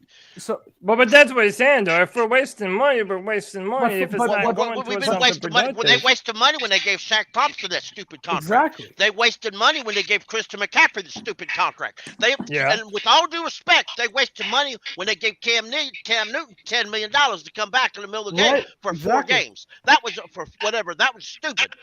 That's just bottom line. But them guys were bottom actually line. decent. So that's my point here. That's exactly my point here. You're talking about free agents getting free agents here. Guys, it's a 50-50. Ain't nobody coming to Carolina. So what are you talking about money for then? No one's coming to Carolina. So what are you talking about so if you have money in your bank, are you just going to go spend it just to fucking spend it? Listen. You fill the cap. We got to save that. You fill the cap when you need to fill the cap. What are you spending money? Why are you so worried about spending money when you just said nobody's coming here? Because I want to sign DJ Moore. I want to sign Dante Jackson. Listen, DJ Moore has a year. You can sign him. You don't have to sign DJ. If I was DJ Moore, with all due respect, if I was DJ Moore and you called me and want to resign me, I'd tell you where to go and what boat to take your ass out on. Dante Jackson. But the first year, I just made a point. The first year, you don't have to give them the $15 million. You got to give them something, bro. Right, and then we'll have what, about $9 million, depending on how that works out. Okay, so you give Haason Reddick one, and you franchise tag Stephon Gilmore. Boom, done. My only issue is that if the Panthers want this money up front. If the Panthers want to trade for Deshaun Watson or fucking Kirk Cousins or whoever the hell it is, now we're getting to the point where you're not going to be able to do that and have the kind of defense that you're expecting to have next year. So in my mind, it's like, yeah, you're either going to pay Haason Reddick a new contract now, or you're going to go and get the quarterback that you want. So if I don't see how you're doing. So both. if you trade, so you sign the guys, right? And you're going to trade for what? So hypothetically, you're going to trade for Watson during the draft, or maybe a day before the draft. because it's looking like things are gonna. It's gonna be a fuck trading for anybody. We don't need to trade for anybody. We need draft capital. Hold on now. I'm talking to what Cody said. I'm giving him a hypothetical. He said we're looking to trade for all these players, right? We're gonna end up trade and signing players are two different things. You can sign and be over the cap and still trade for somebody. There is no hard cap in the NFL.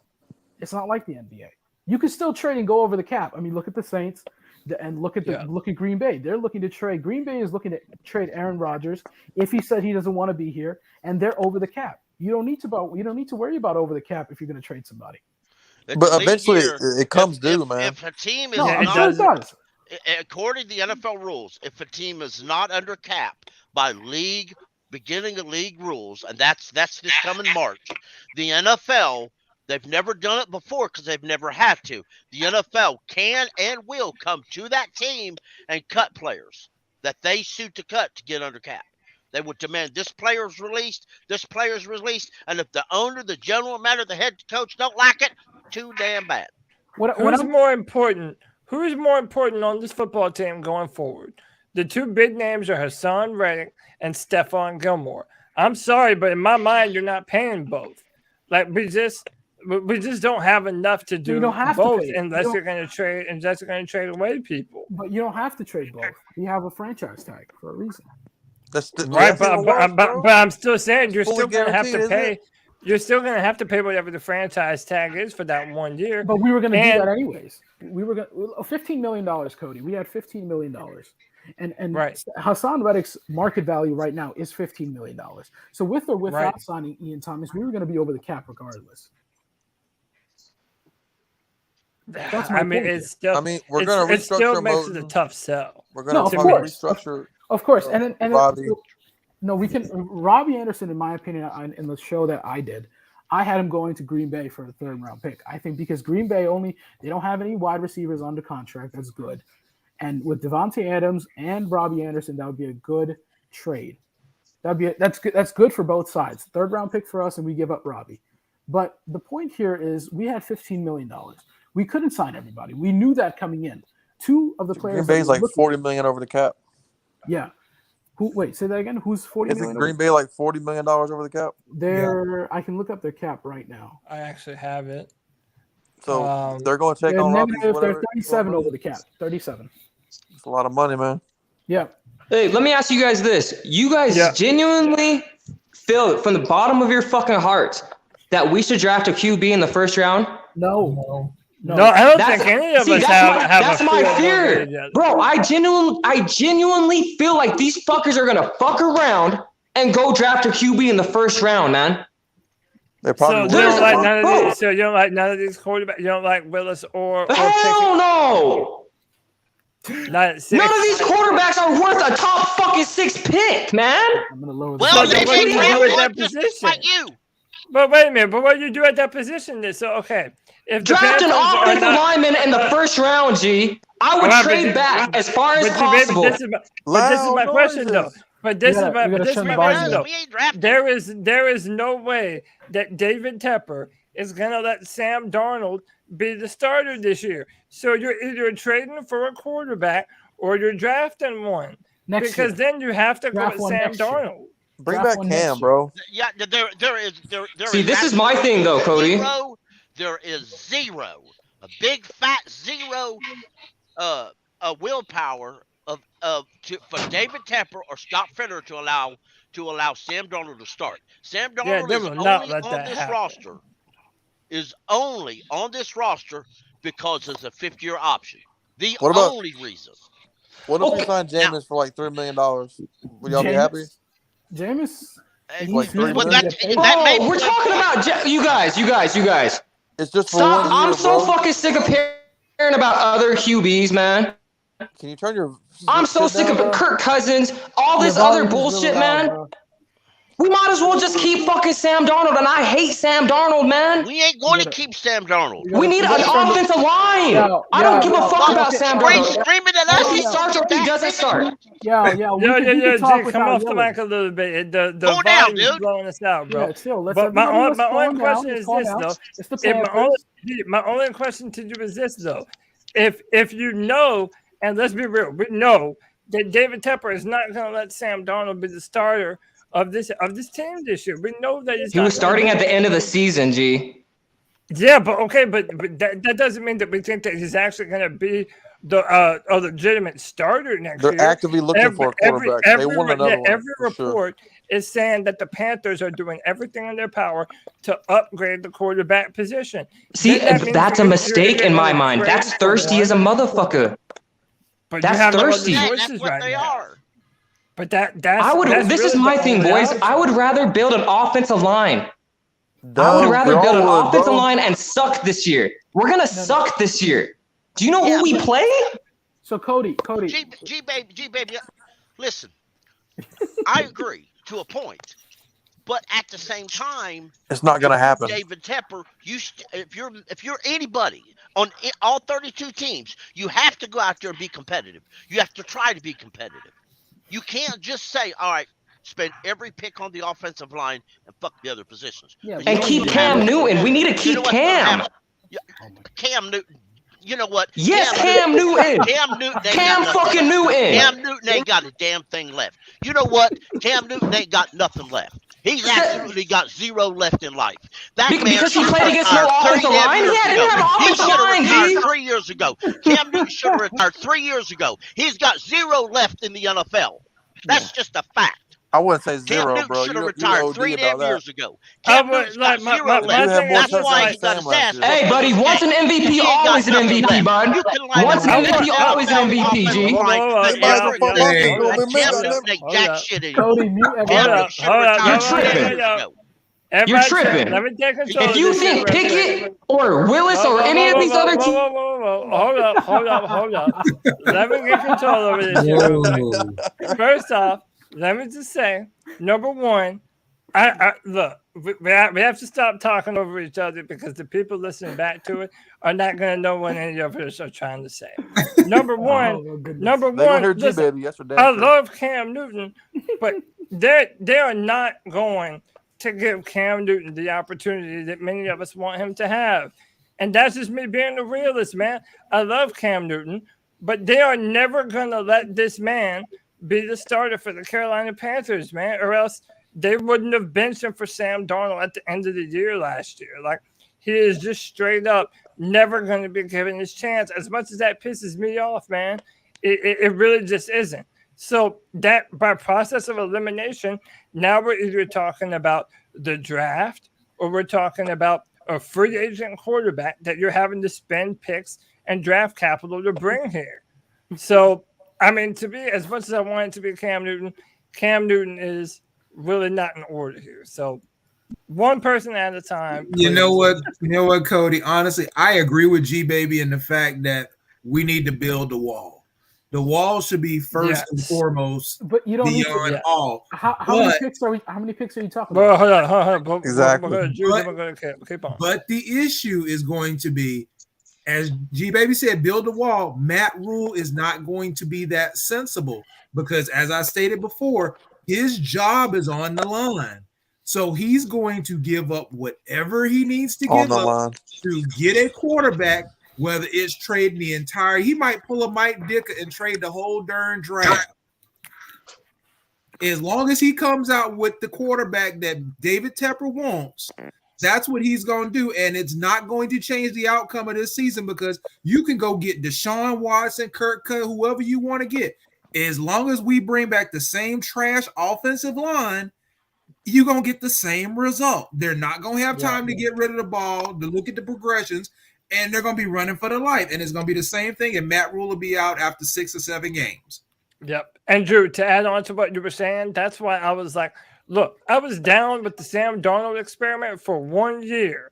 As soon as you knew that Sam Darnold was going to be your quarterback, your first and second round picks should have been offensive linemen. And the offensive linemen that you did draft, you should have played them more this year. Now, you're not going to go into this another year and now say, oh, now we're going to upgrade the offensive line and see what we can get out of Sam Darnold.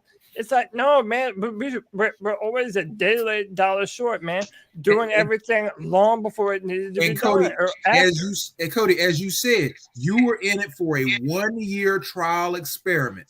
So what that means, you do not pick up the 5th-year option on Sam Darnold, because two things can happen. If he balls out, then guess what? You're going to have to pay him, and you're not going to mind paying him. But if he doesn't ball out and he ends up being Sam Darnold, then now you know, you be off the hook. His $18 million off the cap, and you'd be looking for another quarterback without having to worry about having the extra $18 million to worry about. And you would still have those premium offensive line picks that you already picked. Exactly. I like that conspiracy theory. I like that. That was good. Tepper wants us to be a bad team so we can move the team. Yep, bro. There really ain't too many places for us to move a team now, man.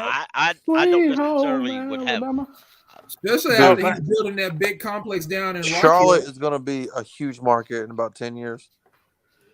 So, by the way, this year or this weekend is going to be the opener for the it was today, right? Charlotte FC. And Nick Carboni 4 hours ago put 70,000 tickets have been sold. It's getting closer to the 75,000 expected to break MLS records. So, yeah, he ain't moving the team, man. He just brought a soccer team to Charlotte. So, Cody, I have a question for you. I mean, I have a question for everybody. I mean, let's instead of yelling, right? I just want to know how many offensive line picks are you thinking? Because in my opinion, this year we only need 3. I bet it's 0. I bet you they pick 0. But no. If you were the GM, how many are you going for? All of them. No, because hey, man, look. Y'all want to get into this mock draft? I mean, we can do this shit now, man. Let's do it. Let's just jump into this, man. Y'all know how we do it here, man. We do a. If it was me, I would select the left tackle in the first round, and I would get a guard later on, but I'd also get another guard in free. Brady Christensen did really well in the left tackle. I thought he did good too. Well, I know that, but is Brady Christensen worth? Or no, let me rephrase that. Is Brady Christensen better than just say the 3 or 4 left tackles that are going to be available? So look, before we do it, so actually, look, that's a good question for what we're doing right here. Before I start the draft, what do we want to do? That's trade back, G. Trade back and try to stay in the top 10. Okay, trade. Hell no, I would be even down to trade back all the way to 32. I don't give a damn. I'm saying because if you trade back in the top 10, usually someone else trades down again. Cody, can you? As long as we keep our first round pick, because we want that 5th-year option. Man. So if you can, there's a couple of teams here who have multiple first round picks. Now the Jets, obviously the Jets and Giants, those are the first round picks that are ahead of us, right? The only team that is sensible for us to pick for us to trade back to is the Eagles. You can trade and get the 15th and 19th pick, and you can trade the 19th and get another first round pick and multiple seconds. But that's if Philadelphia is willing to trade up. Kevin back on the show. Oh shit, what's up? What's happening, bro? All right, so okay, so listen though. So are we?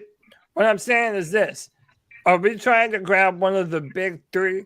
And in my opinion, that's Evan Neal, Charles Cross, and Ike Ekwonu. So, are y'all looking to try and grab one of those guys, or y'all wanting to move back even further? Maybe see about picking up like Trevor Penning sometime. Have we made up our mind on taking a tackle? Because I don't want to take tackle. How about this? Let's just start the draft and let's just see what comes our way. Yeah. So we're getting a call to go back 2 picks from 6 to 7, and we pick up a 3rd. And that's simple, huh? Let's do that, right? Counter. Cody, don't just counter. Counter. You can get more. You can try to get a 4th or a 5th. Get that closer as 3rd if you can. No, they're not going to take that. We're going to have to give something else, or deselect. Try to get a 4th instead of a 3rd. And then pick the closer 3rd. Yeah. No, unselect that 3rd because it was the 81st. Take the 81st and the 146th. No, it's saying low. The 172nd. No. I mean, listen, I like those simple trades, though. Can you get the closer third pick, though, or no? What if we give up the second 7th round pick we have next year? No, fuck all that. Can you get this? We have 2 7th round picks. So I have the 7th and the 2000. Oh, okay. There's a glitch. It's glitching out again. Yeah, it must be. Yeah. Yeah, I don't know, man. I say we stick with that trade. At least we're picking up a third. And we're probably gonna try the other third. Yeah, that's what I'm saying. Yeah, unclick the other one. Yeah, unclick the third. No, I did. They don't want it. That's crazy. Yeah, I think it might be glitching up or something. It's probably more realistic the way they got it though, because I mean a lot of teams go from 0 to 100. And like, so do y'all want to do this then? Because it's sure. pretty much it's either this or nothing. All right, so we'll get another third round. Definitely need it. Accepted. And then we'll probably get another trade offer. Yep. So the Baltimore Ravens want us to move back to 14. We pick up a third round pick. And they want our 81st pick. We're good. In the third round. Philadelphia wants us to go back to 15, and they give us 51, 83 in the third round, and and a 4 this year. And a second. And a second. What are we giving up? We give them 7 and 81. That's not bad. That's good, not man. a bad offer. Yeah, that's not bad. That's not bad. You like that offer? Yeah, let's take that. All right, we're moving back. But now we draft, right? Yeah, now we pretty much have there. I think depending on who's left. Is Linderbaum there? Cody, counter and just exit out. Hide it. Is Linderbaum there? Yeah. So David Ojabo's there. Jameson Williams. Yeah, Linderbaum is still there. Take him. Take him. Linderbaum. So we draft the Linderbaum? Yep. Sure. Linderbaum it is. Also, Cody, it might glitch out and go super fast. So before our pick comes, you might want to pause it. Or right at our pick. Because it does that but sometimes it auto picks. Yeah. Is this Draft Network? Yeah, the Draft Network. Network. It's really good. All right, Tyler Linderbaum is our first pick. So we don't want to move up, huh? No. Unless there's like unless what's his name is there? Because they're asking for a 4th round pick. Is Dean still there? Who's available? What's his name? Jamel Dean? Jamel Dean. Nope, Nakobe Dean is the Tennessee Titan. He went number 26. Any other linebackers or safeties worth looking at? Chad Muma can be there, but he's Jaquan Brisker. And bro, at some point we're gonna have a conversation about Chad Muma. Dude, that guy is being heavily undervalued. Dude, I like that dude, bro. He's heavily undervalued. His IQ is really up there. So we can go offensive line again, man. We can go Sean Ryan, UCLA. Let's just decline it because we can get them later on. Chris Harris from Alabama. This is a deep offensive line draft. You don't need to reach. Hey, Cody, if you're looking at linebackers, what about Christian Harris from Alabama? Well, he's more of an outside linebacker. Yeah. How do we go back to the trade thing? You click on Chicago, or click on Chicago. Yeah. Yeah. And then if you want to trade with them, you can hypothetically do a trade yourself. See what they. I say stay where we are, man. Yeah, because that's a high for a 4th round pick. Yeah, all right, stay where we are. Just reserved. Nope, we're gonna decline this, right? Yeah. You might want to pause it. Oh, okay.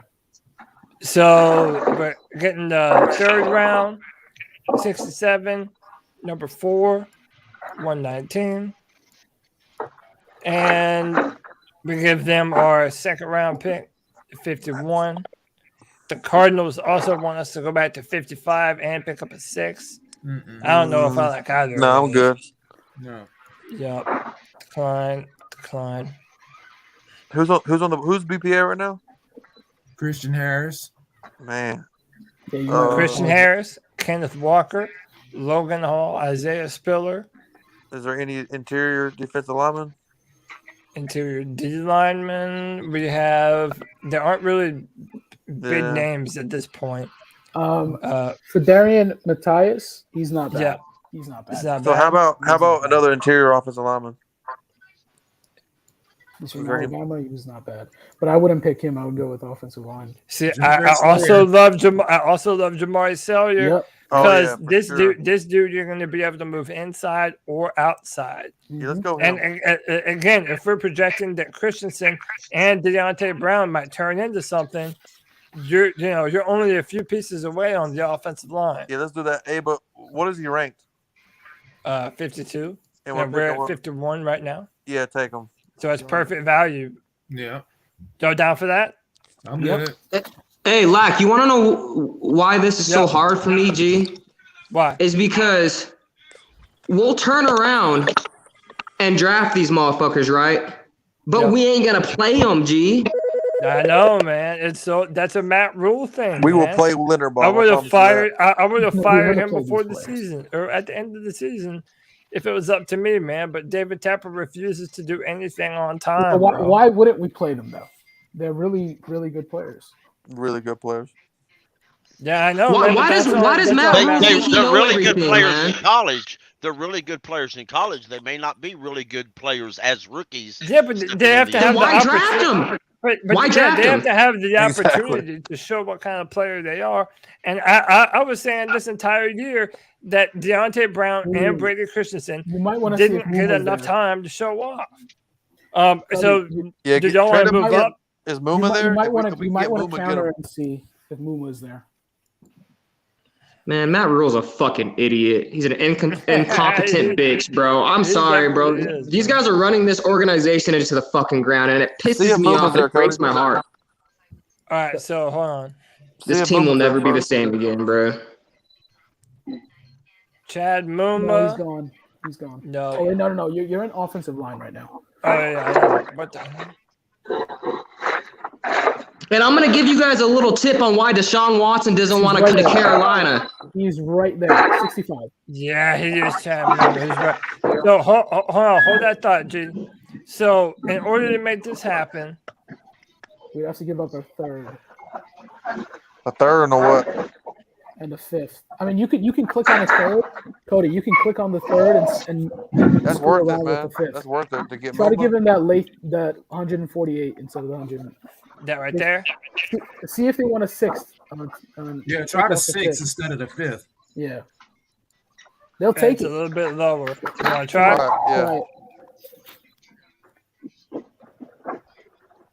Yeah. Wouldn't do it. You want to add that seventh? Wait. Don't. You want to add that seventh? The previous. Well, but then that's another. The next year 7. Yeah. Let's see. Let's check next year 7. We have 2 next year. There you go. Yeah, you're down for that. Boom. Yeah. There you go. I'm down for that. There you go. Jonathan Muma or whatever, Chad Muma. You might want to pause it real quick. So. All right, we're good. Chad Muma. Yep. Let's go. All right, now G, what were you saying, bro? I'm down. You're muted, bro. You're muted. There you go. There's a reason why Deshaun Watson doesn't want to come to Carolina, boys. Why? And I feel like this is going to be the same reason why every other free agent doesn't want to come to Carolina, man. And Cam Newton is Deshaun Watson's mentor, man. So do you really think after we just treated Cam Newton like complete trash, do you really think Deshaun Watson's going to erase his no trade clause to come play for this whack-ass team? I mean, we brought him back, though. But they want pick 83, and then they want 106 and 143 each. So basically, this will be our last pick. Yeah, I say no. No, we have one more pick. Yeah, I'm gonna say no, man. See who's there.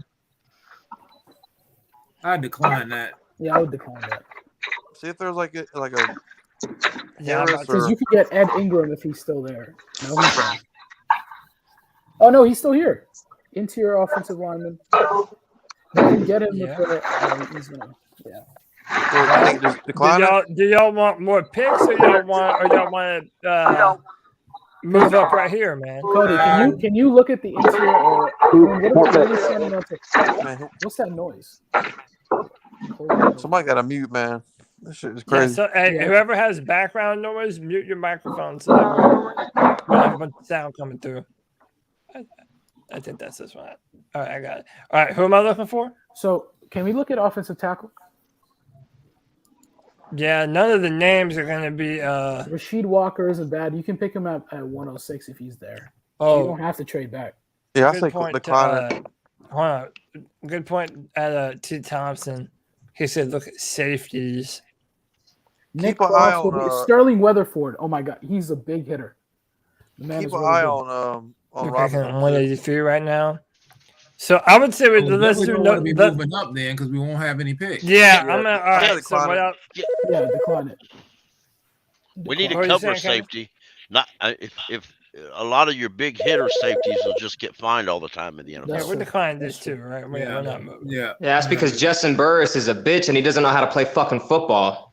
Agreed. Hell yeah, I'm so safety. Tired of depending on a lot of these players that are just never gonna be a full-time contributor, man. It was ignorant to sign him to start with.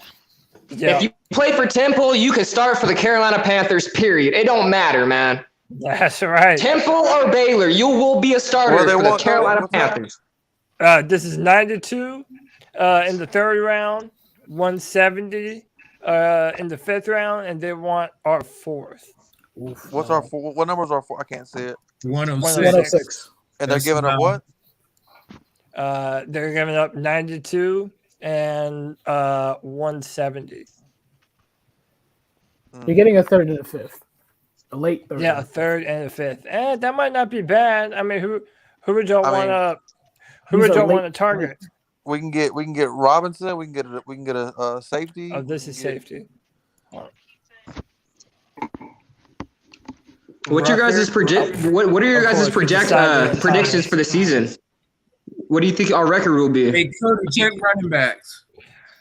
Yeah, see is it Brian Robinson? I mean, dude, if we're able to upgrade the quarterback position in some type of meaningful way, wait, what am I looking for? Running backs.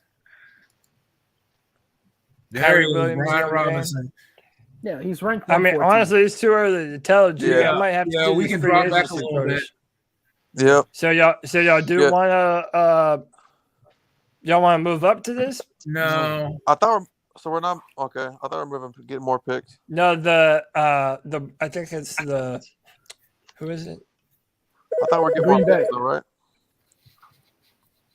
That was and then they just flipped it. They didn't even continue the offer. So San Fran, declined.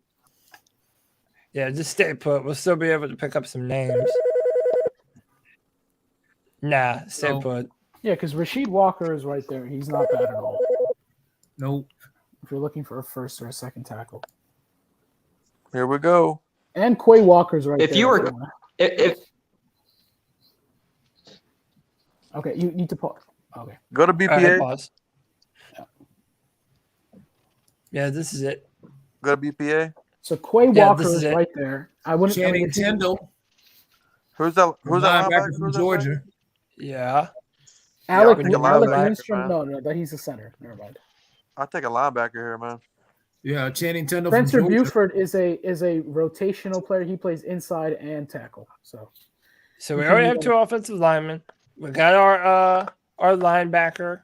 Quay Walker. Take another linebacker right there. Or a defensive tackle if there's one there. Who would y'all rather, Quay Walker or Channing Tindall? 4-3 defense. He's an outside linebacker and 4-3 defense, multiple front. Bro, I'm gonna be real with you. I'm thinking Quay Walker, 6'3", 240. That's another big, powerful, heavy hitting linebacker. Let them fill the gaps. I'm saying Quay. That's my vote right here. Well, I know, but we gotta go. So who y'all want? Is that who y'all? Yeah, go with Quay. Quay Walker. Yeah. Fix that linebacker position. All right, they want us to move up. Is there any player that y'all would want to target? Brian Robinson. No. Here it's too early for Brian. Well, Brian he's 114. You get him at 107. But you can get a safety here. But we need a power back. We need a power back. Christian McCaffrey. And the guy from BYU, you can pick him up late. He's a power back. So what team is this? Seattle. So James Cook still there. I say to stay where we are and then see what happens. Spencer Buford is right there too. Drew, who is the player you were talking about? Try to get Seattle's pick at 114. Seattle or Denver at 114 or 113. Don't move up to 107. But Brian Robinson Jr. from Alabama, that guy's a dude. Him behind the offensive lineman we got. We be in good shape for real. Exactly. Now, I keep on. We don't need a tight end. We've already tight ends done. Jake Ferguson is a really good pick. But we'll take him and immediately extend him. Let's see if we can trade between 112 and 114. If we can move up in that area. You want to try that? Don't give him a fourth. Give him a fifth, and a next year's sixth round. Well, I mean, they might do this. You want to try that? Why don't you give? Okay, because I was going to say try a next year's sixth round instead of this year's fifth.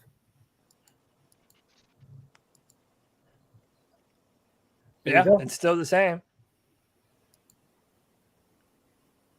We ain't gonna have no picks next year. No, we just have. They're just late. I know. I'm messing with you. Yeah, no. You don't want to stay put? Yeah. Sure. Yeah, let's stay put. Do you like the Rams? Fucking picks. Yeah. That's basically what we do. Decline. There he is. He's right there. So Brian Robinson Jr. Oh yeah. Boom, boom. Got our running back.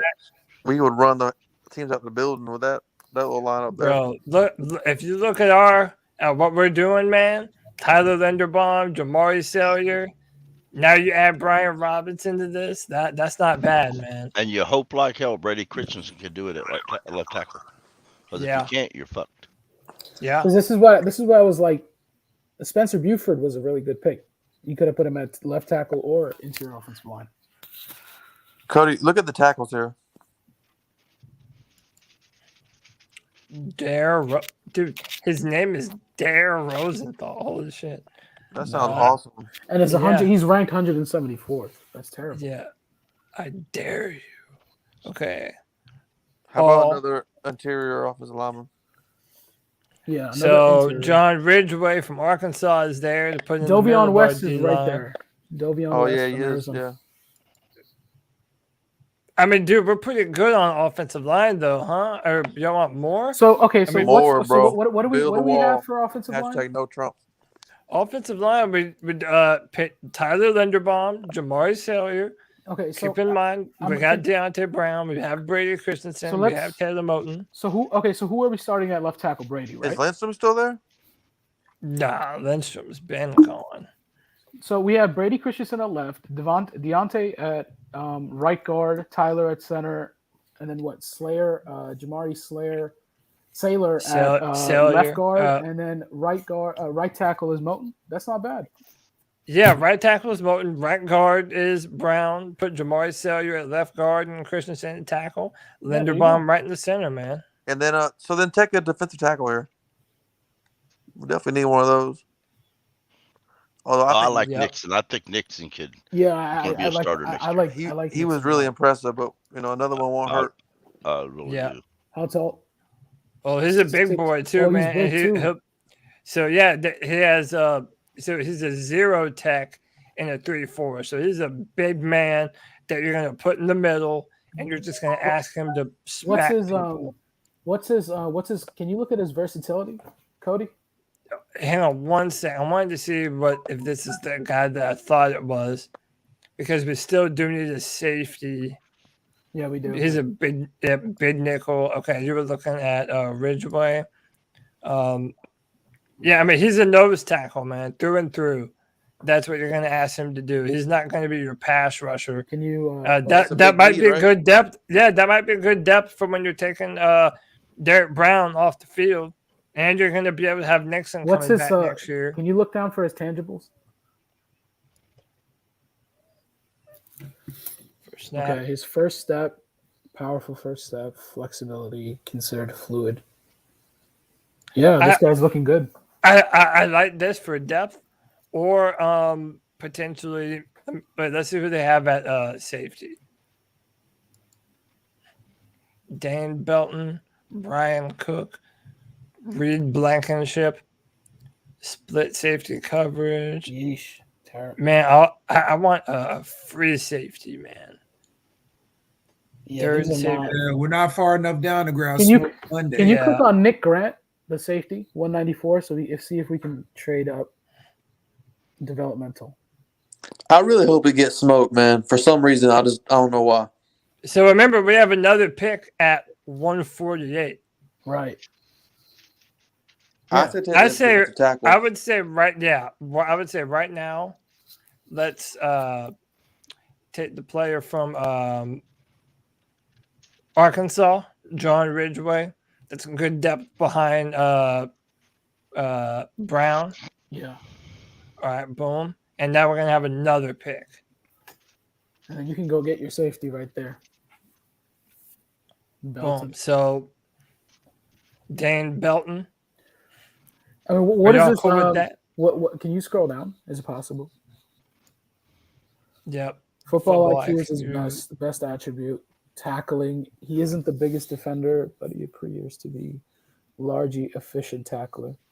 I mean, he's a free, right? He's a third. Yeah. So another big, strong downhill safety. Hold on, versatility. As far as it gets him on the field, I like his protection. Full-time defensive role, but it seems that big nickel. So again, he's going to be more in the mold of Jeremy Chin than he would, say, a Trey Boston. No, that's good because we're putting Chin in the box anyway. And let me look at one player that the Cook, T. Thompson in the chat is telling me to look at. Is this the same dude? He's a split zone safety. He's scheme versatile too. Yeah, so there is more versatility. All right. Y'all down for that? I'm down for it. Brian Cook out of Cincinnati. T. Thompson, you got your wish, bro. We need a safety. Yep. Boom. Draft. Dude, this draft is looking pretty good, man. Pretty tight. Linderbaum, Jamari Salyer, Chad Muma, Quay Walker, Brian Robinson Jr., John Ridgeway, Brian Cook. That's not too bad, man. Not at all. Filled a lot of needs. Good job, fellas. Yep. I just want to see what we have left. All right, we have one more pick. Smoke Monday. Well, we just took a safety. I don't give a shit. You want smoke? Hey, you can have more than one safety. Damn right. Yep. Hey, look who popped up. Tony. None other than the professor. What's up, guys? What y'all doing? What's up, brother? The teacher. We're showing the Panthers how to draft a good team next year.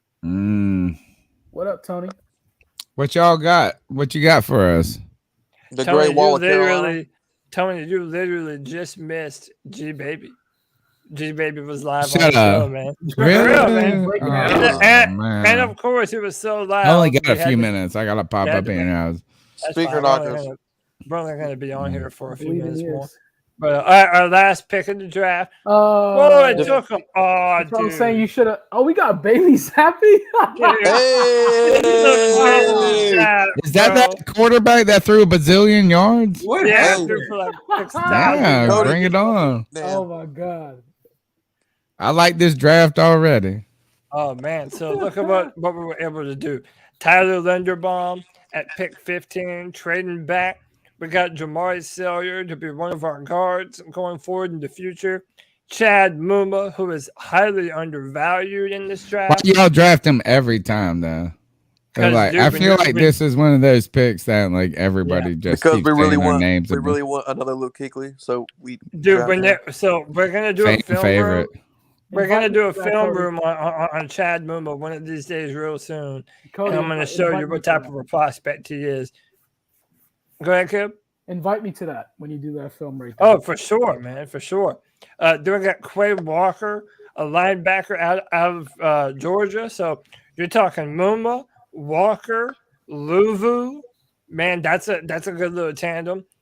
Drew got his running back of choice, Brian Robinson Jr., to fill in for Christian McCaffrey whenever we might need this man. A lot. Some more depth behind Derek Brown and John Ridgway from Arkansas, big nose tackle. Brian Cook from Cincinnati. This is Thompson's pick in the final portion of the draft. Then Bailey Zapp, quarterback out of Western Kentucky. And man, that's not a bad draft. Hall of Famer. Yeah, Hall of Famer. He's calling it now. Yeah, man, his name, his crazy stats on isn't he the guy that has the stats that are like ridiculous? Yeah, but like 70,000 yards. You'll never love him more than Gardner Minshew. So. Oh, I will, man. I will. Don't worry. Look, you guys, Gardner is cooler than all of your boys. Wow. All right. That's a good draft, man. I'll be super excited. Yeah, I'm happy with that. Yeah, I'm happy with that for sure, man. Let's play Wildcat. You know what I'm saying? The Draft Network said you need a quarterback. Take one. Yeah, right. The Draft Network literally forced one upon us. So, what y'all thinking about that, man? What y'all think about this little draft? To be honest, this is like best case scenario. You think so? Being real, I mean, yeah. Just That's play it, Wildcat offense. No, Snap the those ball two direct. linebackers. I'm surprised we got them. Yeah, the thing is too, like this draft is so wide open. Like we don't know who's going where. If we're being realistic, right? I think. And Shaq's gonna be old, folks. Let's go ahead and admit it. Yeah. Shaq Thompson's gonna be old. And look, he had a good year last year. I want to love Shaq Thompson. I know. Like when we talk shit about Shaq Thompson, I feel hard. Name the draft G Baby's voice. What did he say? Oh, Did he say the same shit? No, he's loud. The boy is loud. I just feel like Shaq has had. Look, I wanted Shaq to be the best. I wanted him to be great. He was all right. He had a good year last year. I just don't think you can bank on him being better than he was last year, next year. You know what I'm saying? So you got to imagine he's going to decline. That's an amazing name for when we first drafted him, I thought he was going to be the real deal, man. But the Carolina me too. I bought his jersey before he even played the snap, bro. The Carolina way, man. Sometimes they just never live up to the hype. Yeah, man. A lot of people are saying this is one of the best mock drafts that we've done. I agree, man. Look, because you didn't go quarterback in the first. You know what I'm saying? Like that's what the difference is. Well, and we put our money where our mouth is. Tony, we have been yelling, build this wall forever. And the first thing that this does is draft 2 interior offensive linemen, man. That's been the problem on this team forever. You have to, use these premium draft picks on players like that, or else your quarterbacks are going to die on site on arrival. It's going to be just our luck. We're finally going to fix the offensive line, and then boom, Gardner Minshew. World War III. Gardner World War Minshew. III. Dude, what's worse, Gardner Minshew or World War III? I actually like Minshew. I'm not World War III for sure. I'm not too low on the man. Actually, this is a good draft, man. This I would love to, man. We can fix the whole line. Tony over there, yeah. I mean, do you really want me to get into it? But no. You don't, I'm with you, bro. Behind this line, that would be amazing. That would be cool. We could invade the NFL. You know what I'm saying? I think we got a good setup, man. Well, man, we've been over 2 hours. This was a fun show, man. We talked a little bit of. I know. Before we before we go, Tony, I know you put out a little clip on the channel earlier, giving us some of your initial thoughts. But tell us one more time, man, for all the 45 viewers that we still have listening right now, what did you make of the Ian Thomas signing, and what do you think it means for the rest of our free agents? All right. Interesting move today, bringing back Ian Thomas to me. And not that it's interesting in him coming back as a player. I think he fits fine into what we need. But $8 million for 1 year. He got a 1 year, $8 million contract is what it sounds like. They say it's 3 years, $16 million, but it's guaranteed $8 million in year one, which is half of the contract. So, I mean, obviously it's front loaded. It's a 1 year deal. The next regime will not have to deal with him if they don't want to. That's what I expect. I thought it was, I mean, the fan base has said, man, this is a little rich. Yep. For 18 catches and 188 yards or whatever it was last year. You know, we had high hopes about Ian Thomas in year one. Did we? He got well, yeah, I think he had 333 yards receiving. He's a third or fourth round pick. He had 2 touchdowns. Like I thought we would after year one. I thought right? I don't know. I feel like he may have just had a couple of drops or something, but I just thought this 300. He had his best season. His best statistical season was in his rookie season. And then after a year, he got in Ron Rivera's doghouse the next year because his snap count went crazy low. You know, so he's kind of went into the Josh Norman realm of what 2013 was. Remember, Josh Norman got benched for a long time. He was in Ron Rivera's doghouse. I kind of feel like that happened to Ian Thomas a hair. So Matt Rule comes in, snap counts go way up, but his production doesn't really go up. And then we're trying to figure out, is that Joe Brady? Is it these tight ends? And then they draft Tommy Tremble last year, and he comes in and kind of steps into the more offensive spot of the role. So if Ian Thomas has progressed as a player that much, which I hope he has, but damn, $8 million for a blocking tight end, it seems a little rich to me, but I do think this is why I think they did it, is there's a lot of unknowns on this team. Yeah, I agree. A lot of unknowns. And you know what is, I feel like Matt Rule just kind of, he don't know what his coaches are going to do. He don't know what his roster looks like, but he kind of, and he has said Ian Thomas has been a good dude. Like he's kind of touted him out, or at least complimented him in the past year or so. So I think it's a familiarity thing. His wife probably likes, you know, it's a good deal for Ian Thomas. If you're Ian Thomas, you are fucking sitting. You're happy to sit. Look, you get $8 million. This actually what you want to do. If you're Ian Thomas, this is what you want to do. You want to fucking beat ass this year. You're gonna get your $8 million. You're gonna beat ass and have a good season. Not like the best season in the history of the world, but a very good season. Matt Rule's going to get fired. They're going to bring in a whole new coaching regime. You will totally not be a part of that team. So you get your $8 million, and then you get to go sign a $6 or $7 million contract with another team the next year. That's what I think is fucking fantastic for him. So, Tony, I want to ask you this question that I posed to some of the guys earlier. Do you think that this signals perhaps more importance placed on the tight end position now that Ben McAdoo is our offensive coordinator? Do you think that maybe now Ian Thomas and even Tommy Tremble should expect to see their roles increased? Or are you expecting to kind of see the same old thing? I'm the same old.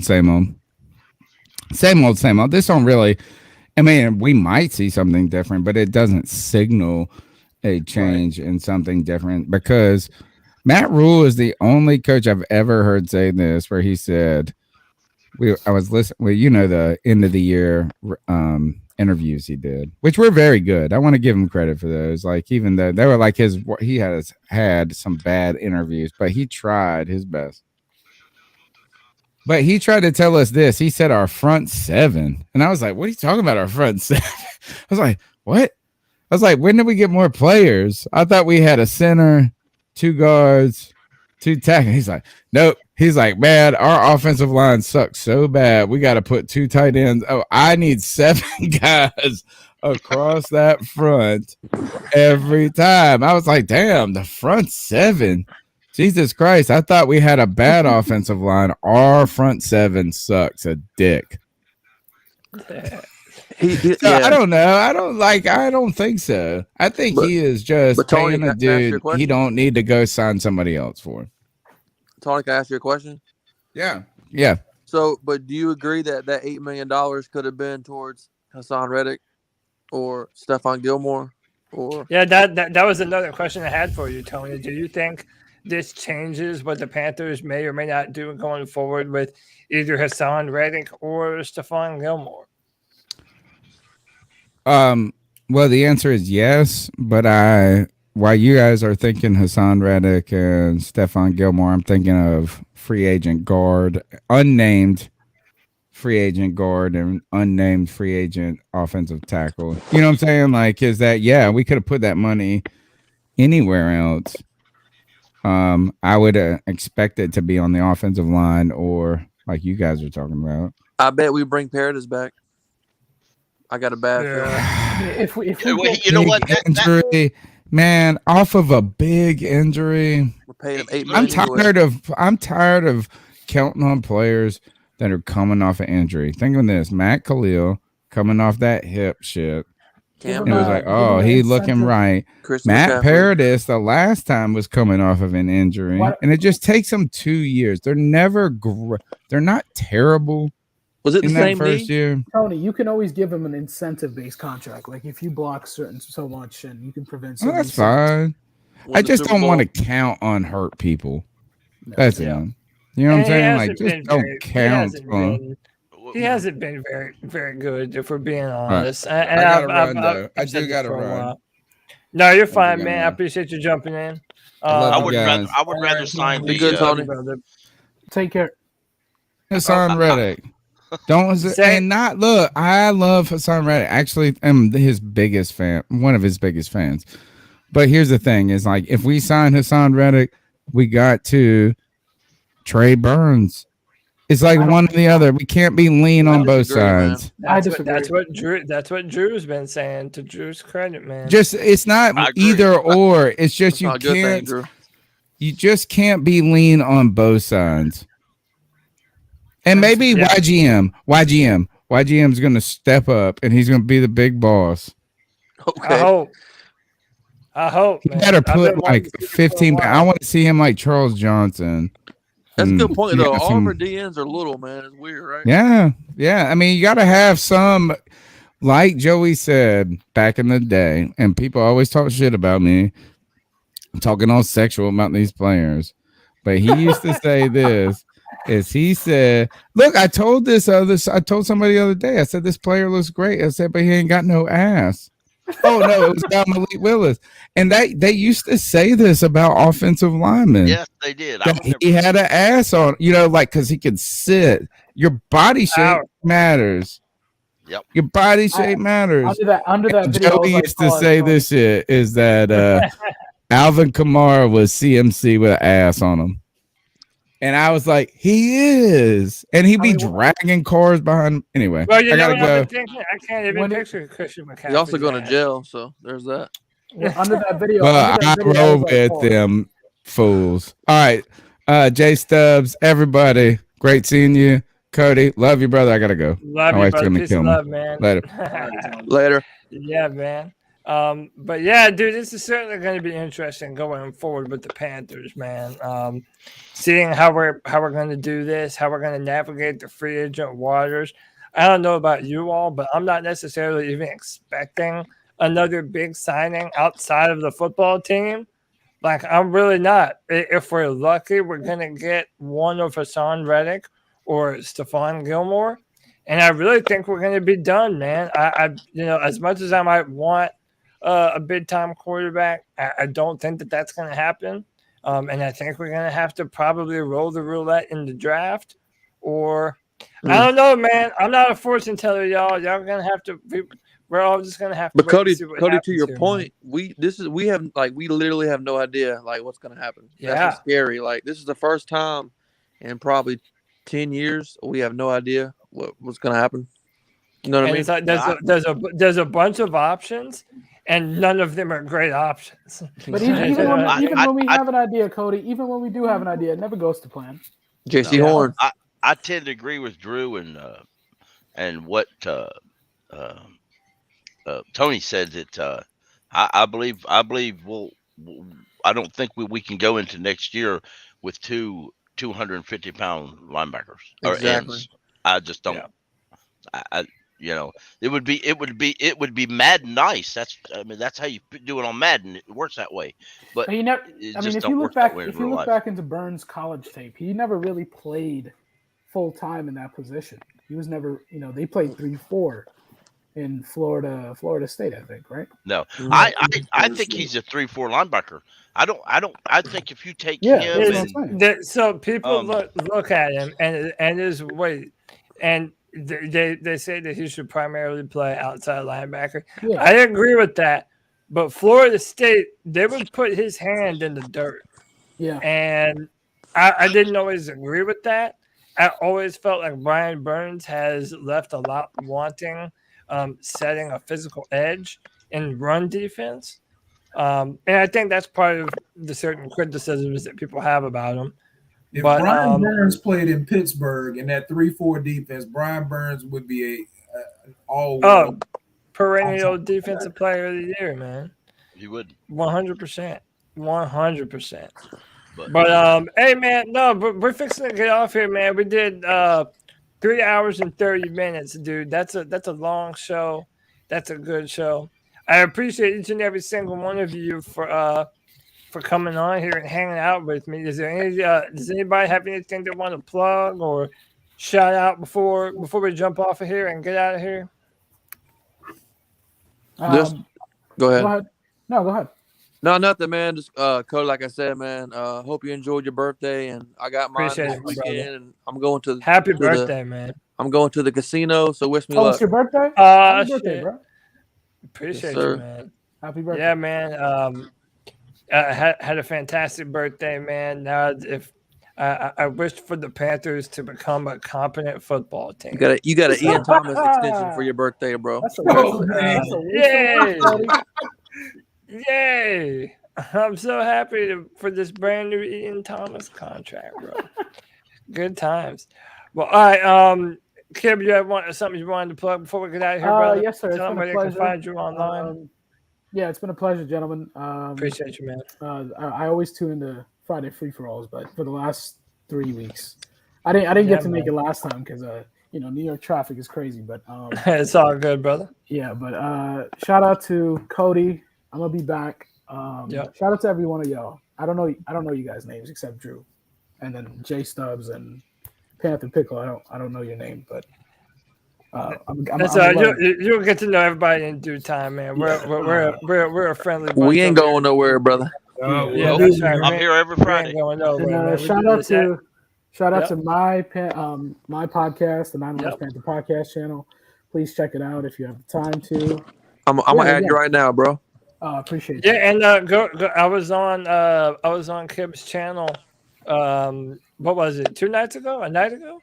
It was on Wednesday. Yes, yeah. Wednesday night, man. That was a good time. Had a great conversation about Pat Coltrane. Panthers free agency. Pat Coltrane was on. So shout out to Pat Coltrane. And yeah, man, we'll be doing this more and more. I might try and do a film room this weekend, and really start to break down some more of these players. And that's about it, y'all, for another edition of the Friday Free For All. Once again, my name is Cody Lashing. You can find me on Twitter at Cody Lack, CODYLAC. Check out all my written content for DraftText.com, where I'm the Panthers analyst. I write first and second round picks for the Panthers, but we don't have a second round pick, so you know how that goes. But yeah, man, I appreciate everybody for coming on and hanging out. And I'll text you boys later. Keep pounding. Peace. Keep pounding. Keep pounding.